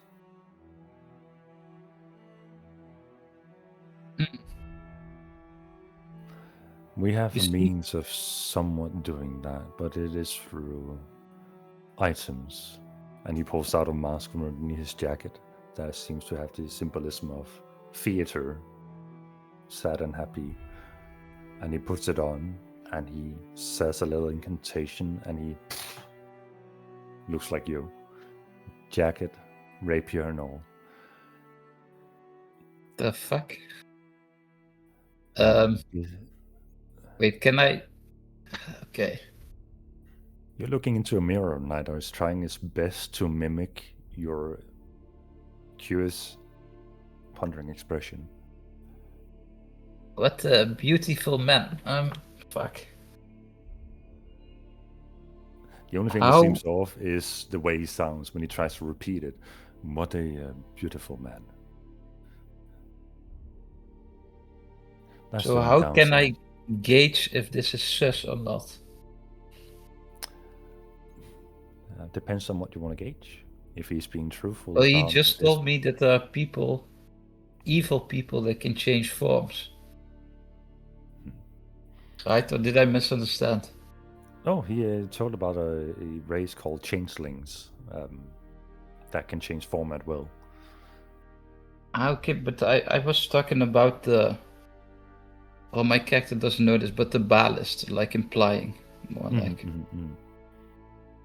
Yes, the Balists are known as a race of changelings that have been changed, that seem to assassinate people and then overtake their identity and somehow gain part of their knowledge of the world. Where he talked about that being a more physical change at whim, his was one forcefully caused through a magical mean. Okay. So if you want to gauge a distinction, whether or not he is pulling a prank on you by just pulling out a random mask and then doing it, or if he's... No, that's fine then. Did you know that Ophelia, she can change her form too? And I don't like it. It looks very bad. In what way? I think she turns into some sort of demon. I will keep that in mind. Keep an eye out on her and keep her potentially away from her sister then. I appreciate the warnings. I have no knowledge of all these weird things. But it struck me as very odd.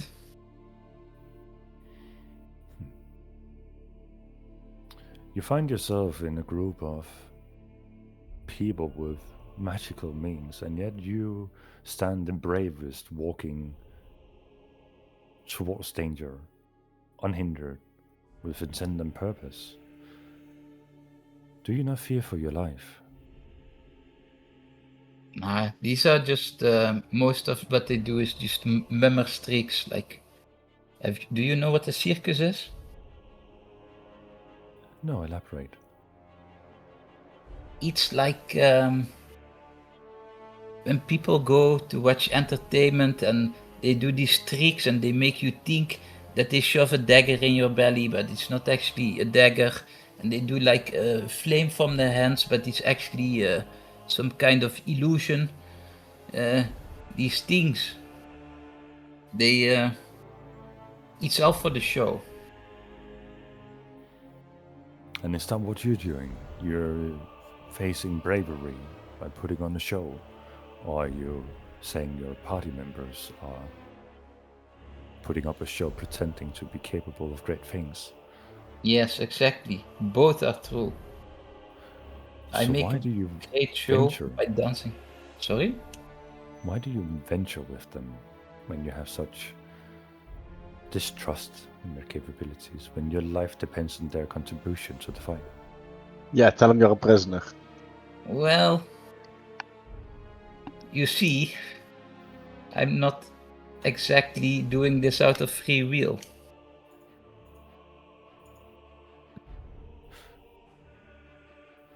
I see. And who holds these shackles over you? Don't worry about it. It's just like some corruption. After we get home, I am finally free. I can do what I want to do. I see. Please go ahead and roll a perception check with advantage for me. Alright.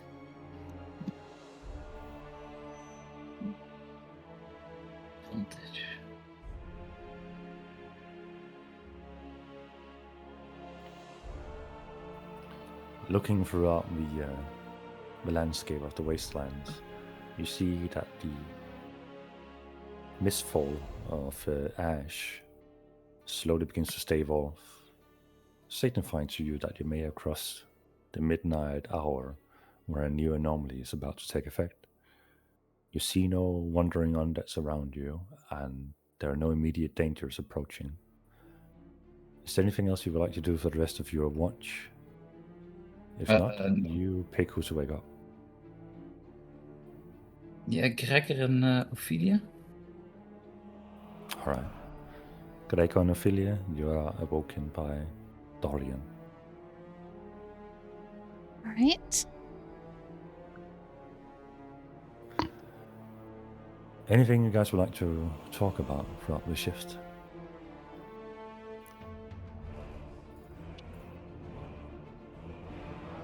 Not necessarily, but If I'll not, we ask can have, what do you make of these two newcomers?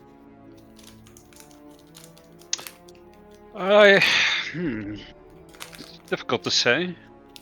I think they have a lot of knowledge that we could use very well in the city.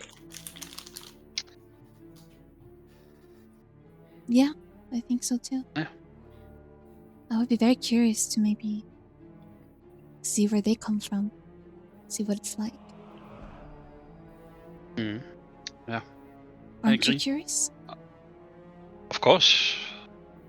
I always wondered if there was anything outside of our city, but I mean, my main priority lies with the people in the city, so I don't really care too much for their lands or where they came from or whatever. I see. I just want to keep my people safe and make sure that they survive, you know? Right. Okay. But, I mean, we were sent out here for a mission, right? To learn new things and find if there were people surviving out here. Yeah, and we got some answers. Yeah, but don't you think it's a bit, I don't know, bit suspicious that, like, we were told to come to this place and, well, there you go, there's people here, like, someone in the city must have known, right? That Oh. Yeah, maybe. that these people are here. Weren't there some rumors It's a bit going all around? too coincidental, you know? Yeah. I think there was some kind of rumors about people entering the city and such. Wasn't there? So, Yeah. who knows? Maybe there's people hiding among us. Yeah, I guess I'm trying to say that I don't think we should trust the leadership of the city too much. Yeah. I don't know. Well, I guess you feel about the same way since they put you in jail for a crime you say you haven't committed. So You gotta stop just- saying that. You said you believed me.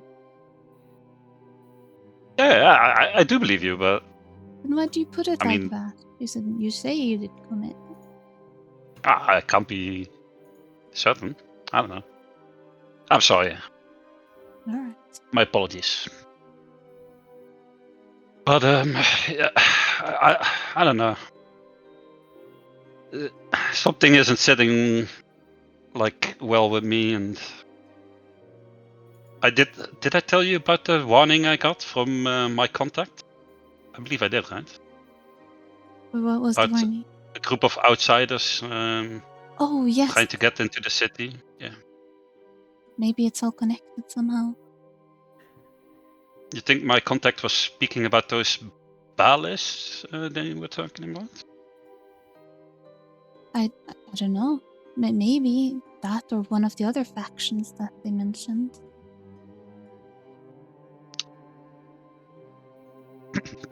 I'm just, I don't know. I think these people are decent people, but you can never be too sure, you know? Of course, we should definitely be cautious. Yeah.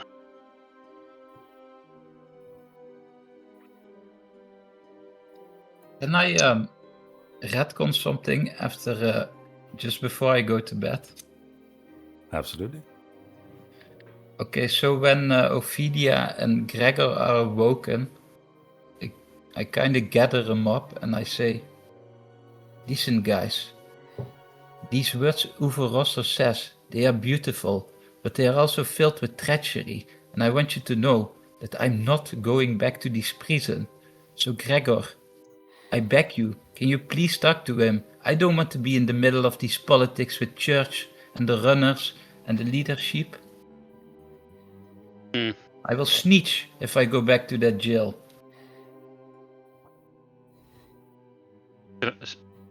You're gonna do what? Snitch. On who? On UFO, if they put me in a jail, I'm not taking any blame for it. I don't understand. Blame for what? He wants to drag these friends of ours towards the church. And I think we should do it just the way we normally would. We deliver them to the person that was promised. We promised to bring them to be done with it. I don't want to hide them. Ah, yes. Okay. And I think Ophelia feels the same about these, right? Well, yes, I don't think we're gonna be able to sneak them anywhere. No, that is definitely not possible. Okay, I just wanted to warn you about these. I don't like it. You think they will give us our freedom? No. I hope so. I went through hell and back again for them. Yeah. I think we're going right back to the cell.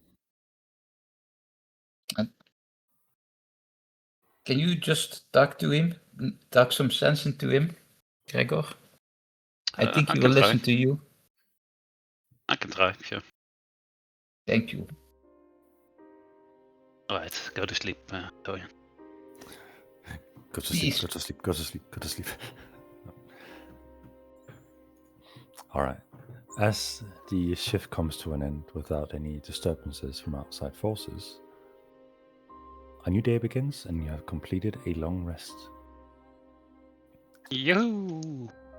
And Arthur, before we end today's session, I would like for you to roll a D100 for the missed anomalies. I didn't You forget can't this wake time. us up and do this to us. Can't wake us up and do this to us. 86. 86. And what that means,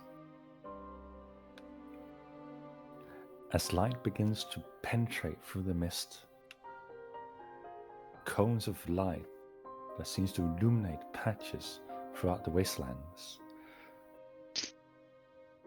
You'll have to find out. Testing. Testing. Lights, testing. Yep. My graphics driver is going ballistics. Oh. My screens are just going in and out, so I think something's breaking on my end. Oh. We Well, can that's hear a you fine. perfect time to call it. Damn, did your PC hear me? 86. Maybe, but I might need to reboot here. Well, what is it? Control. With that said, we're calling the session for the day.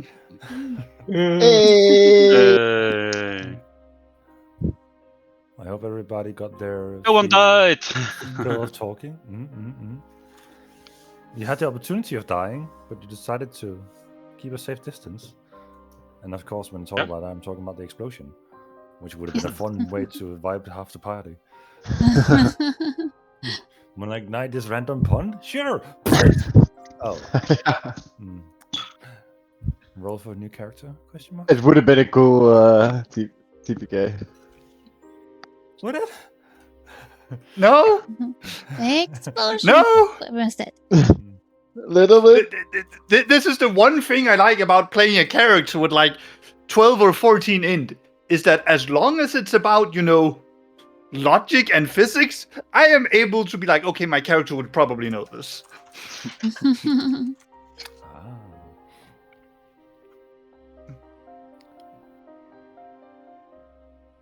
Well, thanks for the Right, session. now everything is fixed. Thank you That- very much for the session. Yeah. I thought Was fun. that combat outside the walls was going to be like, oh, these are intelligent bad guys, and they are here for a very sinister purpose, brewing up something evil in that well. And when we engage them, we are getting a boss fight. I was so ready that our ass was going to be fucking whooped. And then we destroyed them. No. They were just guarding something. It's fine. And we got something of it. Yeah, you got True. We got goop. We love Goop in a vial. And actually, we did Flammable better super than goop. that. We took some of the goop and decided, you know what, with the rest of this, to make sure nobody else has it, boom. So now you're carrying a stinky, explosive goop That may or may We not basically be. have a molly. You basically have a money. And hey, you also got 2 friends, surely. Surely. I'm just saying, you can always revisit the city to explore what else it had to offer. Mhm. I think it's, at least Hey, in there's my a- perception, a big part of it is also that we don't like. All we're finding out is that the mist just keeps getting worse and worse and worse to be in until we have any sort of knowledge about it. So let's not dally. That is probably a good way to look at it, as you are here just to fulfill a purpose and not to be heroes, at least not quite yet. So yeah, I like where the story is going, and you guys having different objectives for your characters at the moment. Some wishing to see what lies beyond the horizon, and others just want to find solitude within the city, perhaps causing a slight uprising against the government. You know, the usual. Hey, You can't be a gotta D&D campaign without trying to upend the current administration, you know? Yeah, you gotta kill a few nobles to make an omelette. I think that's how the saying goes. Look, Jack, Pretty much. I'm making an omelet here. Can't fret over every egg. Yep. So I hope everybody was okay with the longer narrative session, just talking and learning a little bit about the world. How are people feeling about it? Yeah, it's Is good the to get some story- information. Oh, it was great, I man. understand remember why all of you them. said we had to not do this session for a couple of weeks, considering Uvo is the book character. Quite literally, you are one of the lore characters of the world, so to say, with the church relation, with the reading, with the note-taking and understanding of the supernatural powers to some extent. That's how you introduce your character, and I've been using it so far. So having you not being there, like, ooh, disappears for a session while all this lore is being done, that would be unfortunate. Of course, we could always watch the VOD, but I think I'm pretty sure that this one session has collectively generated more notes in my notebook than all the other sessions combined. awesome. Yeah, I took But quite a bit are of you a notes this dragon? session as well. Are you a dragon, Uvo? Spill the beans. OOC, OOC. Again, course why would he you is. bring beans for rations? This does not make sense. I have no beans to spill. Beans have plenty of fiber and protein. They're probably one of the most sustainable foods you can bring with you anywhere. They can be Yeah, you can canned. get canned beans. Also, Yes, but I we do caught not have you canning saying a technology. saying as well. Oh. I kept my mouth shut, but I heard you say a saying as well. As Uwo. As Uwo?